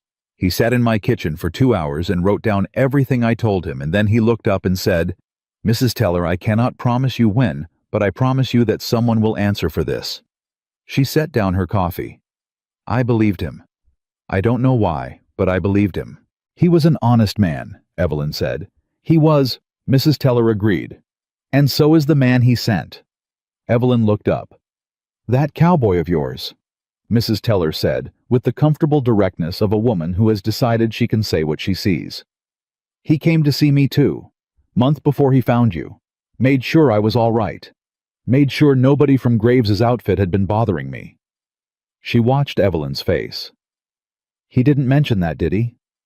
No, Evelyn said. He didn't. Mrs. Teller picked up her coffee again. The good ones never do. Caleb rode back into Red Willow Creek as the sun was going orange in the west. He came in from the north with a second rider beside him, a lean, weathered man in a worn coat who rode like someone who had put significant miles behind him recently and was not entirely certain about the wisdom of stopping. Evelyn came out of the store when she heard the horses. Caleb pulled up in front of her and looked down with the particular expression she had catalogued as his version of it went well, but I'm not going to make a production of it. This is Frank Neal, he said. He's willing to make a statement. Frank Neal looked at her from under the brim of a hat that had seen hard weather. He had the eyes of a man who has spent time doing things he was not proud of and is in the process of making a reckoning with that. I worked for Graves for 2 years, Neal said. I'm done working for him, and I'm willing to say in front of whatever court needs to hear it exactly what I was asked to do, and when, and by whom. He paused. Including last night. Thank you, Mr. Neal, she said. He nodded once. I ain't doing it for thanks. I'm doing it because I watched Sloane's barn go up and there were horses in it screaming, and that was when I knew I was done. He looked at Caleb. Your man here made a reasonable argument. She looked at Caleb. What argument was that? She said. Caleb got down from his horse and tied him to the post and looked at her with the unhurried steadiness she had come to trust like ground under her feet. I told him the truth was going to come out regardless, he said. I told him the only thing left to decide was whether he was going to be ahead of it or behind it. He paused. And I told him I'd spent 11 years riding alone because I was afraid of owing something to somebody, and that the day I decided to pay a debt instead was the best decision I ever made. The evening was warm and quiet around them. From somewhere up the mountain, a hawk called and fell silent. She looked at this man, dust-covered, unhurried, who had ridden 2 weeks to find her, and 2 more days to find a witness, and who had never once in the entirety of their acquaintance tried to make himself the center of anything. "You told him that," she said. "I did. And it worked. He's here, isn't he?" She pressed her lips together against something that was trying to be a smile and winning. "Get inside," she said. "Both of you. Cord's wife sent a pot of stew, and there's enough for everyone." She turned and went back into the store. Behind her, she heard Caleb say to Frank Neal quietly, "She's always like this." And Frank Neal, after a pause, "She reminds me of my mother." And Caleb with the ghost of something warm in it, "Yeah, me too." She did not turn around, but she felt something settle in her chest, something that had been in motion for days, maybe for months, maybe for 14 months, finally finding its right position, the way a stone settles into the bed of a creek after the current has been running long enough. That evening, 6 people sat in Evelyn Carter's store herself. Caleb Martin Sloan, Eleanor Teller, Frank Neal, and Cord Delacroix, and worked through what needed to be said to the territorial marshal when he arrived. Cord's wife had sent enough food for 10 people, which Cord described as her default setting for any situation involving more than 3 adults. They ate, and they talked, and they planned. And it was the first time in 14 months that the store had held more than 1 or 2 people at a time, and the sound of it voices the occasional rough laugh. The particular rhythm of people working through something real together was the sound that had been missing from the walls for a long time. At one point, Eleanor Teller looked up from the papers spread across the counter and said to no one in particular, Thomas Carter would be very pleased right now. Nobody disagreed. Later, after the others had gone and the store had settled back into its quiet, Evelyn sat at the counter with the lamp burning low and went through the witness statements one more time. She had 4 signed affidavits. She had the original documentation her father had compiled. She had the Millhaven filings officially on record. She had a cooperative witness who had worked directly for Graves for 2 years. She had a territorial marshal arriving in less than 48 hours. And she had Nathaniel Graves's own lawyer's wire sitting in the cash box as evidence that Graves himself knew the case was over. She folded the statements carefully and put them with the others. Caleb was sitting near the window, the same position as the night before, watching the street. He had not said he was keeping watch. He had simply arranged himself where he would be most useful, which was how he did everything. "Caleb," she said. My father's letter." She paused. "You said there was a passage you didn't show me." The silence that followed told her she had read it correctly. "There is," he said. "I'd like to read it." He reached into his coat without hesitation and produced the letter. He had it open already at the relevant passage, which told her he'd read it recently, probably more than once. He held it out. She came around the counter and took it from him and stood close to the lamp to read it. Her father's handwriting, the familiar sloping cursive of a man writing something important. Caleb. The last thing I want to say, and the hardest. I raised my daughter to not need anyone because the world is hard on women who need, and I wanted to protect her from that. I think I did the job too well. She knows how to survive. She has not yet let herself believe that surviving is not the same thing as living. If you stay long enough, and I'm asking you to stay, which I know is more than I have the right to ask, show her the difference. Not by telling her. She won't hear it if you tell her. Just by being a man who stays, that's all. Just stay. She stood very still for a moment. Then she folded the letter and held it. He knew, she said quietly. He was a perceptive man, Caleb said. He arranged all of it. She turned to look at him. He arranged the evidence and the network and the timing and the all of it so that when you came to find me, I would already be in a position where I needed what you had, so that we'd have to work together before I could decide I didn't need you. He gave us a problem to solve together, Caleb said. Yes. And if we'd solved it without... She stopped. Began again. If it had just been about the land and nothing else. It wouldn't have been just about the land, Caleb said. That was never just about the land. She looked at him. He was looking back at her with those steady dark eyes, and there was nothing performed about it. No urgency, no pressure, nothing that felt like anything other than a man who was exactly where he intended to be and was prepared to remain there for whatever length of time was required. She thought about what Mrs. Teller had said. The good ones never do. She crossed the room and sat down beside him, her back to the same wall, looking at the same door. Their shoulders were almost touching, and she did not move away from that. My father was right about one thing, she said. Just one. There was that almost smile again. Among others. She looked at the door. He was right that I know how to survive. I'm very good at it. She paused. I think I might be ready to try the other thing. Caleb was quiet for a moment. Living, he said. Living, she agreed. Outside, Red Willow Creek was dark and quiet. 48 hours from now, a territorial marshal would ride in, and the last phase of what Thomas Carter had spent 5 years building would begin to move through official channels with the slow, inevitable weight of legitimate authority. Nathaniel Graves would face consequences that could not be managed or maneuvered around. The people he had wronged would have their moment in front of a court that would finally be required to hear them. All of that was coming. But tonight the store was quiet, and the lamp was burning low, and two people who had been alone for a long time were sitting with their shoulders almost touching, watching a door and breathing the same air. And for the first time in 14 months, Evelyn Carter did not feel the specific heavy weight of a woman who was carrying everything alone. She felt instead something that she recognized from a long time ago, from before the debts and the ledgers, and the frozen ground, and the 14 months of proving something to a town that hadn't asked for the proof, something she had set down so long ago, she had almost forgotten what it felt like to hold it. She felt like she was home. The territorial marshal arrived on a Thursday. His name was Holt. Deputy Marshal Randall Holt, out of the commissioner's office in the capital. A lean, sharp-eyed man of about 50, who rode in with 2 deputies and a leather satchel that Evelyn strongly suspected contained more paperwork than weapons.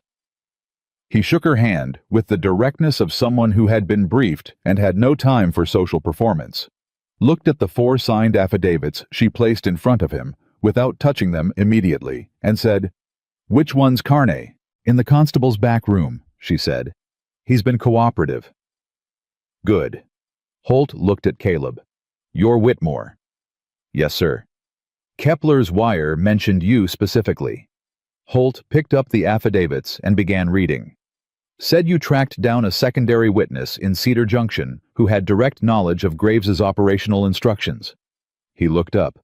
"Frank Neal." "He's at Sloane's place," Caleb said. "Half-mile north. He'll come in when you're ready." Holt nodded once and went back to reading. Evelyn stood on her side of the counter and watched this man go through her father's 5 years of careful work, and she felt something she hadn't expected, a kind of stillness that was different from the concentrated vigilance of the past several days. Something that felt like arrival, like a long journey ending not with drama, but with the quiet, definitive click of a door closing behind you. "Miss Carter," Holt said without looking up from the documents. "Yes?" "Your father communicated with Commissioner Vance's office approximately 14 months ago, 3 weeks before his death." He set the page down and looked at her. He sent a preliminary summary of his documentation and requested that the commissioner be aware of the situation in the Whitmore Valley District. A pause. The commissioner received it. He opened a preliminary file. But without the full documentation, without what's in front of me right now, there wasn't enough to move on. Evelyn was very still. "He wrote to the commissioner," she said. "Yes, ma'am." "Before he died?" 3 weeks before." Holt held her gaze with the patient directness of a man who understood the weight of what he was saying. He knew the file existed. He knew the commissioner's office was watching. He sent this documentation to Mr. Whitmore because he wanted it preserved outside official channels until the right moment in case someone in the system had been reached by Graves. He paused. He was being cautious. He was protecting the case, she said. He was protecting you, Holt said. Both. She pressed her hand flat against the counter. One breath. Two. Beside her, Caleb said nothing. He didn't move closer or touch her arm or offer any of that would have been well-intentioned and wrong. He simply stood at the same distance he always stood, present and steady, and let her have the moment without filling it. What happens now? She said. Now I take formal statements from every witness on your list. I review the land deed filings with Kepler's documentation, and I go have a conversation with Nathaniel Graves. Holt's voice was even and unhurried and carried the specific gravity of legitimate authority. That conversation is going to go one of two ways. Either he cooperates fully with the investigation and accepts the legal consequences, or I arrest him this afternoon and we do it the longer way. He looked at her steadily. Either way, Miss Carter, the outcome for your land is the same. Your deed is valid. Your water rights are valid. Nobody is taking this property. The words were simple. They were official. They were exactly what she had ridden 2.5 days through mountain passes to make happen. She nodded once. Thank you, Marshal. Thank your father, Holt said. He did the work. He gathered his papers and went to find Carney. The next several hours moved with the particular momentum of official process, methodical, thorough, and in its own way, as relentless as anything Graves had thrown at her. Holt was good at his job.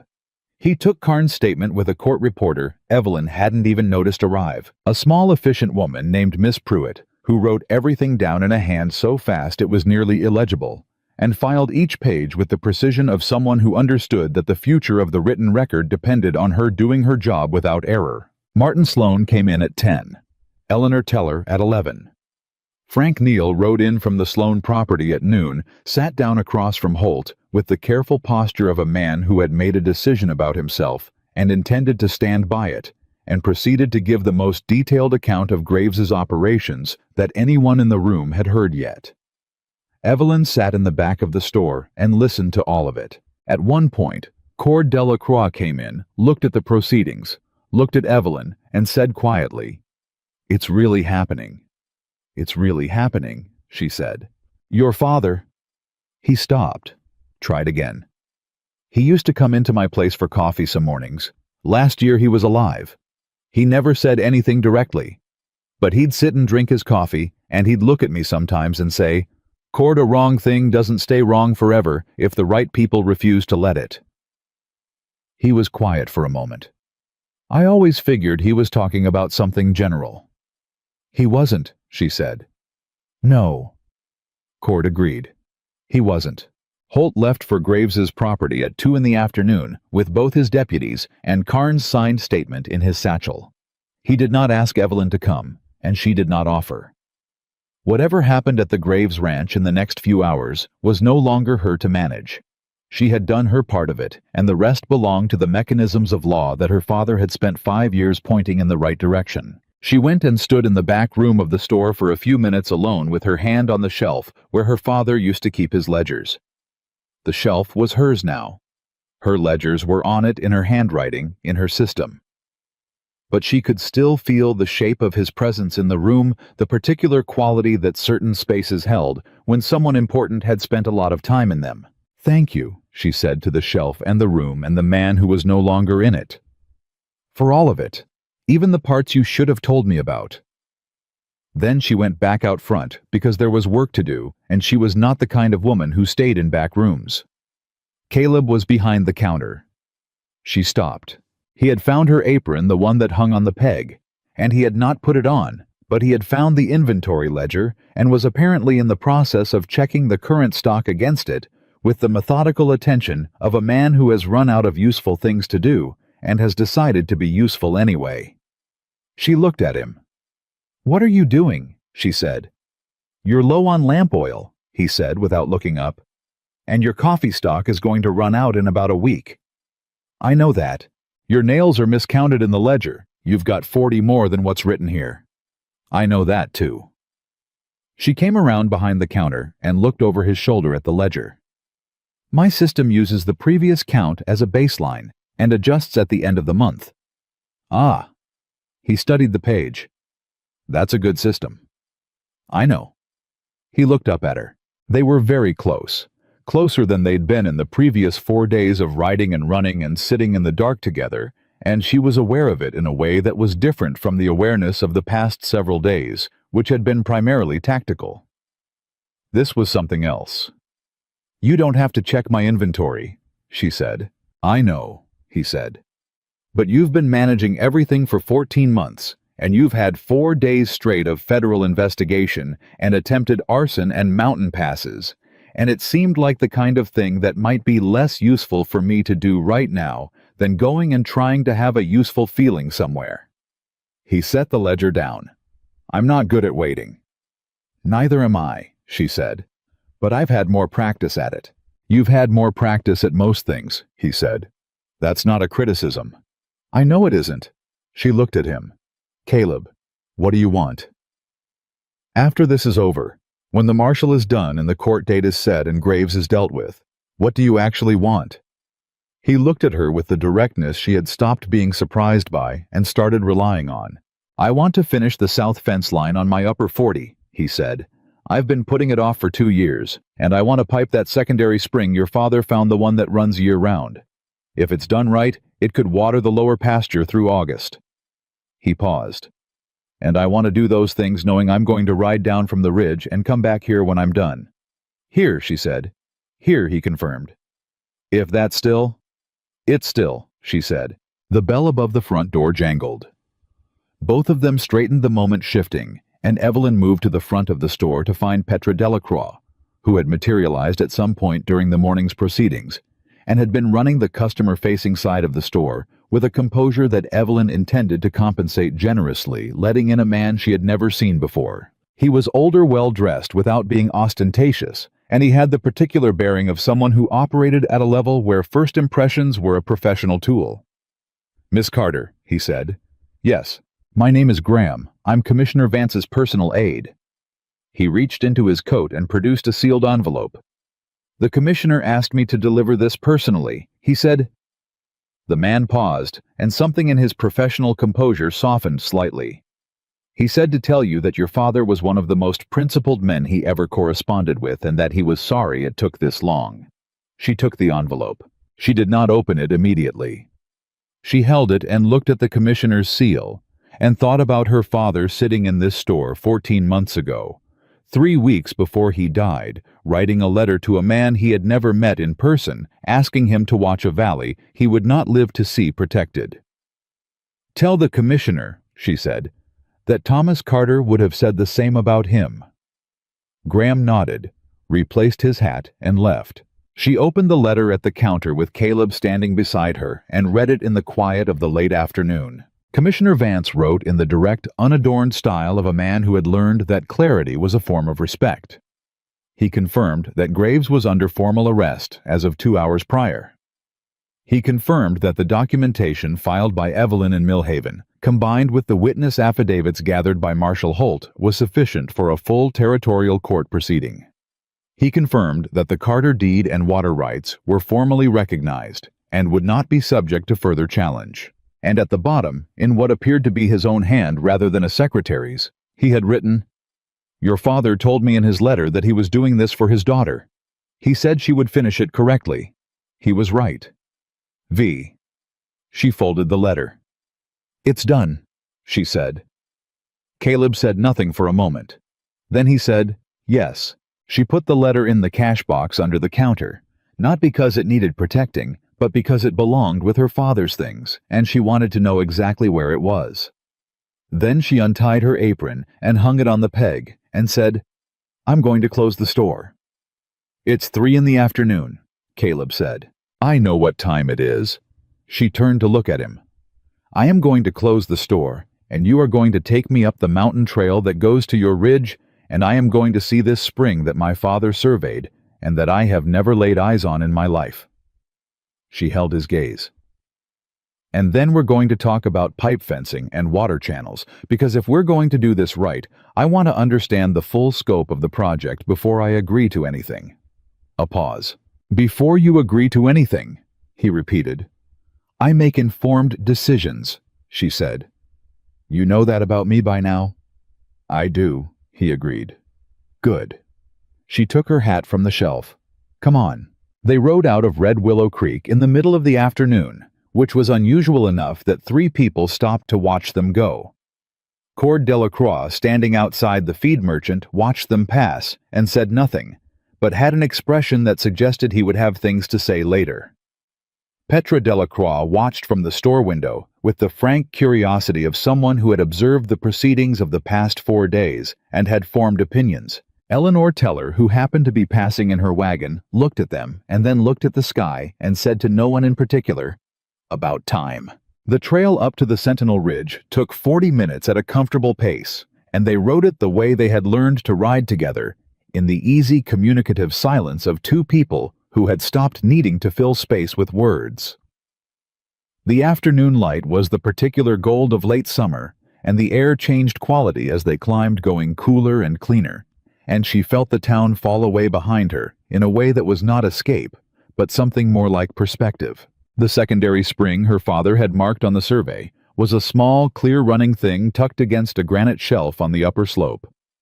Caleb dismounted, and she crouched down beside it and put her hand in the water. It was cold. Even in August, even after the dry summer, it was cold and steady and running clear. "Year-round," she said. "Even in the worst drought years," he said. "I checked it in '82 when the creek below dried to a trickle. This was still running." She looked at the rock shelf at the line of the slope, at the way the land fell away below toward the valley floor. She was calculating the grade, the pipe length, the storage capacity that would be necessary, the labor involved. She was doing it automatically, the way she did everything, the numbers assembling themselves in her head without being asked. "This could water 300 acres, she said, "if it was properly developed. That's what your father's survey said." "My father was conservative with his estimates." She stood up. "I think it might be more." She looked at Caleb. "Have you got a pencil?" He looked at her for a second. Then he reached into his coat and produced a pencil stub and a folded piece of paper, which he handed over without comment. She sat on a rock and began writing numbers. He sat on a rock nearby and watched her without speaking, which she appreciated. After about 10 minutes, she looked up and said, "The pipe cost would be significant up front, but the water value over 10 years would cover it 4 times, he said. 5 if we develop the 3rd spring too." She looked at her numbers. "The labor for the initial installation, we'd need help. Cord and his brothers, maybe Sloan if his operation can spare him for a week or 2. "They'd come," he said. She looked at him. "You're sure?" "I'm sure." He held her gaze. "They came for you in the alley at 3 in the morning without being asked. I think they'd show up for a water pipe." She looked at her numbers again. Then she folded the paper and put it in her pocket. "You said you wanted to do those things," she said, "knowing you'd ride down and come back." "I did say that. I've been thinking about what that looks like practically." She looked at the spring, at the water moving over rock at the mountain above them, still holding its summer warmth. "Your ranch is 2 hours from town. That's not a problem for a single person, but it's a long way to go and come back every day if there's a store to run and a water development project. And, Evelyn, and I'm not suggesting anything premature, I'm thinking through the practical. Evelyn." She stopped. He was looking at her with an expression she had not seen on him before. Not the steady patience, not the careful steadiness, something more open than that. Something that looked like a man who has been waiting for the right moment and has recognized it. "I know what you're doing," he said. "You're building the logical framework around the thing you've already decided, because it's easier to arrive at it that way than to say it directly." She opened her mouth. Closed it. I do the same thing, he said. I've been doing it for 4 days. He looked at her. So, let me say the direct version, and you can tell me if I've got it wrong. She waited. I don't want to be a man who rides down from a ridge and visits, he said. I've been a man who lives at a distance from things that matter for 11 years, and I'm done with that. He held her gaze with the specific quality of a man who has measured the distance between what he wants and what he's willing to say out loud, and has decided to close it. I want to be here, in Red Willow Creek. At whatever level of here you'll have me, for as long as you'll have me. He paused. I'm not asking you to need me. I know you don't need me. I'm asking you to want me around the way I want you around, because wanting is something different from needing, and it's the part I've been missing for 11 years. The mountain was very quiet around them. She looked at this man who had ridden 2 weeks to find her, and 2 days to find a witness, and had checked her inventory while he waited, and had stood between her and trouble without being asked, and had kept the part of her father's letter that was hardest to give her until she was ready to receive it, and she felt the last wall in her chest, the one she had built brick by brick over 14 months of proving she didn't need anyone come down. Not collapse, not crumble, just come down, deliberately, her own hands. You've got it right, she said. He was still for a moment. All of it, he said. All of it, she said. Something happened in his face.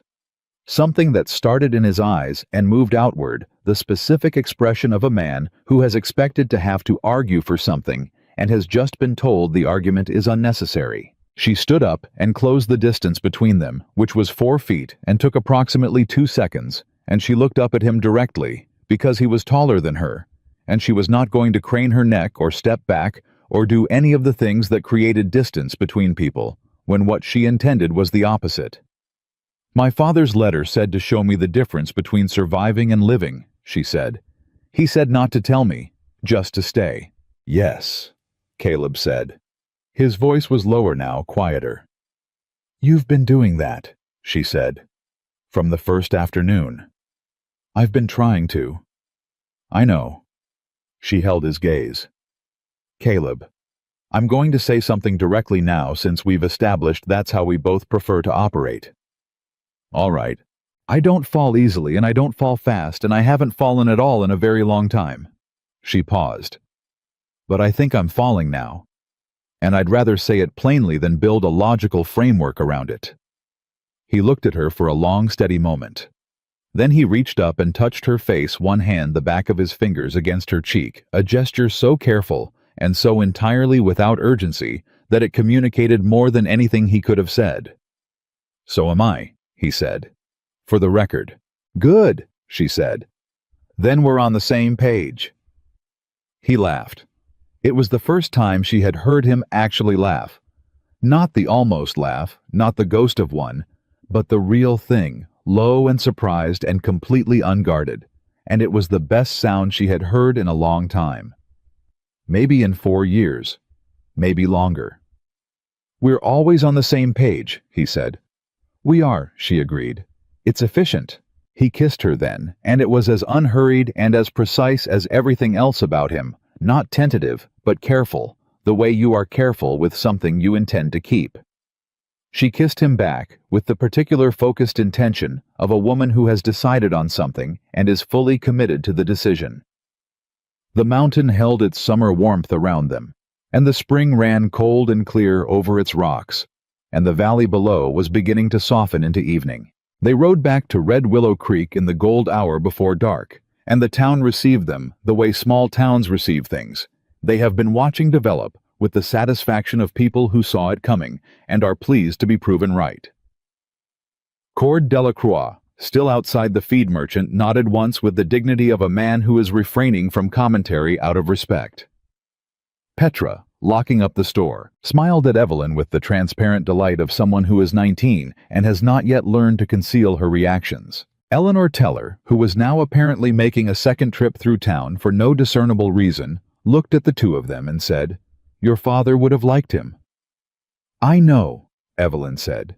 "He did like him," Mrs. Teller said. He told me, about a year ago. She clicked her tongue at her horse and moved on. Evelyn looked at Caleb. He told her, she said. Your father liked to be prepared, Caleb said. He liked to arrange things, she said. He did. Caleb looked at her sideways. Are you angry? She thought about it. No, she said, not anymore. The months that followed moved with the pace of real things. Not the rushed momentum of crisis, but the steady daily accumulation of life being lived. Marshall Holt's investigation produced results that surprised even Kepler. In their scope, Graves had been operating a coordinated land acquisition scheme across not one but 3 districts, and the full unraveling of it took 6 months of court proceedings and produced a territorial court ruling that was eventually cited in 2 subsequent fraud cases as precedent. The families who had lost land to Graves's manufactured crises did not all recover what they'd lost. Some of it was gone beyond recovery, sold on and developed. But the financial settlements were real, and the public record was clear. And Martin Sloan, who testified on the 3rd day of proceedings with the quiet, contained precision of a man who has been carrying something for 6 years and is finally setting it down. Shook Evelyn's hand outside the courthouse afterward and said, Your father would have stood right here. He would have, she said. He'd have bought everyone coffee and argued about the judge's tie. Sloan laughed a surprised, genuine sound. He would have. God, he would have. Davis Carn's cooperation resulted in a reduced sentence. He left the territory afterward and was not heard from again. Yates received the full consequence of what the court determined he had earned, which was considerable. Frank Neal, whose testimony about the Sloan barn fire and the Millhaven shooting was among the most damaging evidence presented, was ultimately given immunity in exchange for his full cooperation, and spent the following year, as far as anyone in Red Willow Creek could determine, trying to become a different kind of man than he had been. Evelyn thought about that, sometimes the particular courage of deciding to be different. She understood it more than she would have a year ago. The water development project began in the spring, when the ground was soft enough to work. Caleb had the engineering of it planned out over the winter pipe runs, storage points grade. Calculations worked out on paper at Evelyn's counter on the evenings he wasn't at his Ridge property, packing it up and moving it down to town in stages, which was a process that took 3 months and which Evelyn did not comment on, except to note once that the back room had more room than he might think. He moved into the back room in February. By March, Cord Delacroix had told everyone in town, which meant everyone in town knew by noon of the same day. And the collective response of Red Willow Creek was approximately what you would expect from a community that had watched a woman survive alone for over a year, and was fully prepared to approve of any development that suggested she had stopped doing that. Hester Briggs, who had come into the store the previous year with opinions about young women running businesses without male guidance, came in on a Thursday in March and bought a bolt of muslin and said, with the careful lack of inflection of someone making an overture, "They are not entirely comfortable making. I understand you've had some success with the territorial investigation." "We have," Evelyn said. "It was brave work," Hester said. "Writing to Millhaven alone like that." "I wasn't alone," Evelyn said. Hester looked at the backroom door, through which Caleb's voice could be heard discussing something with Cord about pipe diameter. She looked back at Evelyn. "No," she said. "I suppose you weren't." A pause.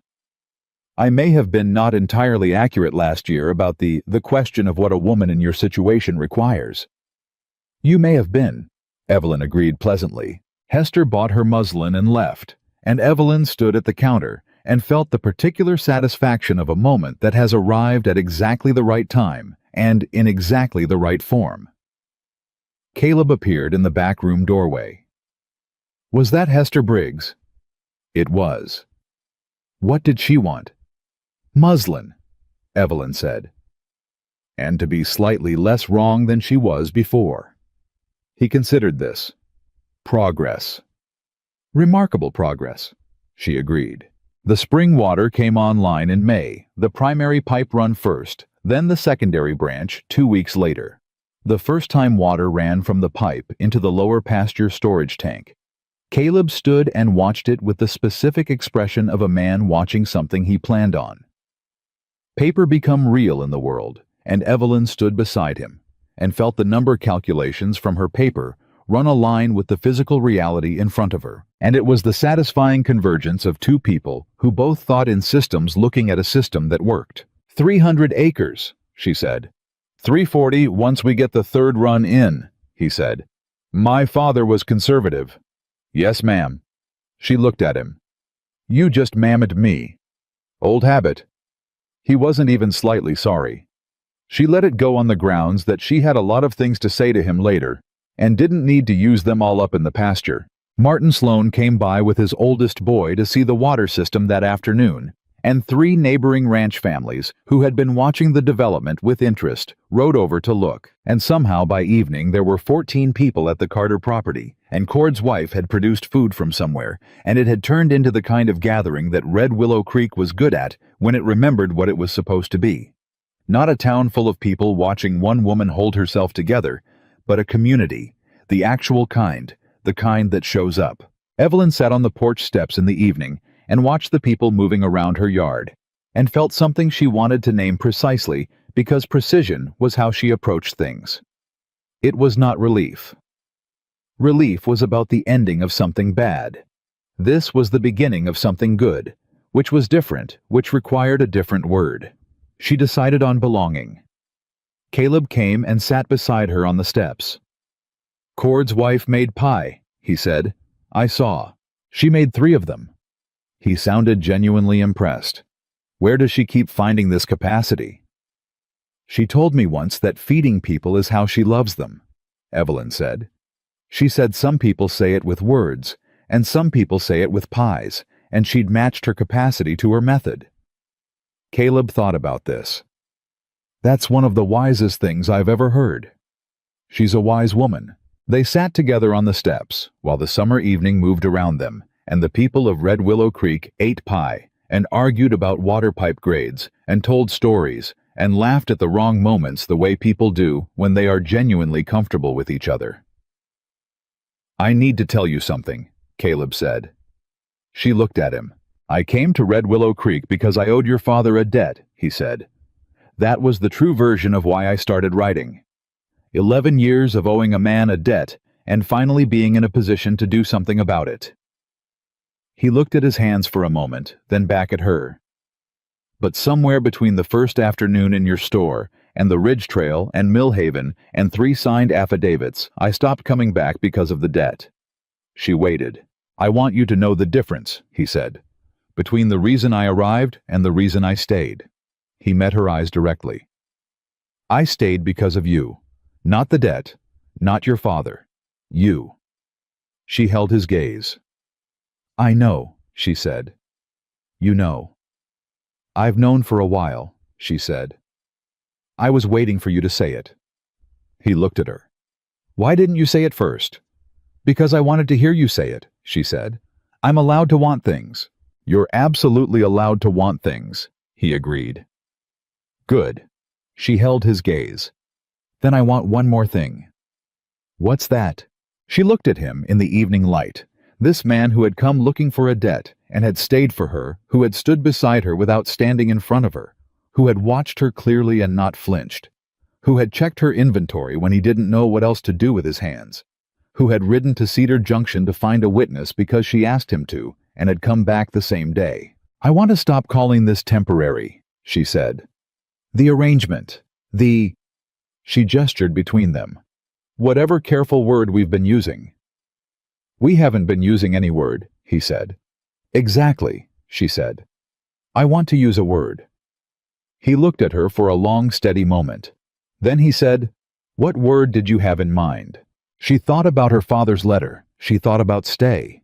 She thought about the 11 years he had lived on a ridge, learning how to be alone, and the 14 months she had spent in a store below, learning the same thing, and how neither of them had gotten very far with it, because it turned out there were things that solitude could teach you, and things it fundamentally could not. Home, she said. I want to call it home. Caleb was quiet for a moment. Then he said, That's a good word. It's a precise word, she said. I prefer precise words. I know you do, he said.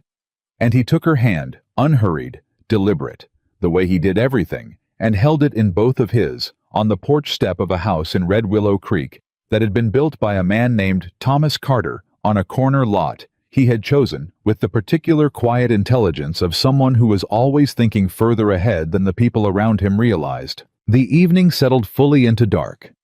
Inside the house, the voices of people who had become neighbors again rather than strangers moved through the rooms that had been too quiet for too long.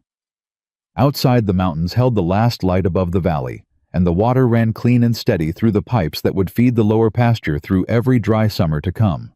Two people who had each believed for different reasons and in different ways that they were meant to be alone had found out they were wrong. And in Red Willow Creek, in the summer of 1885, the word they chose for that discovery was the most accurate word available.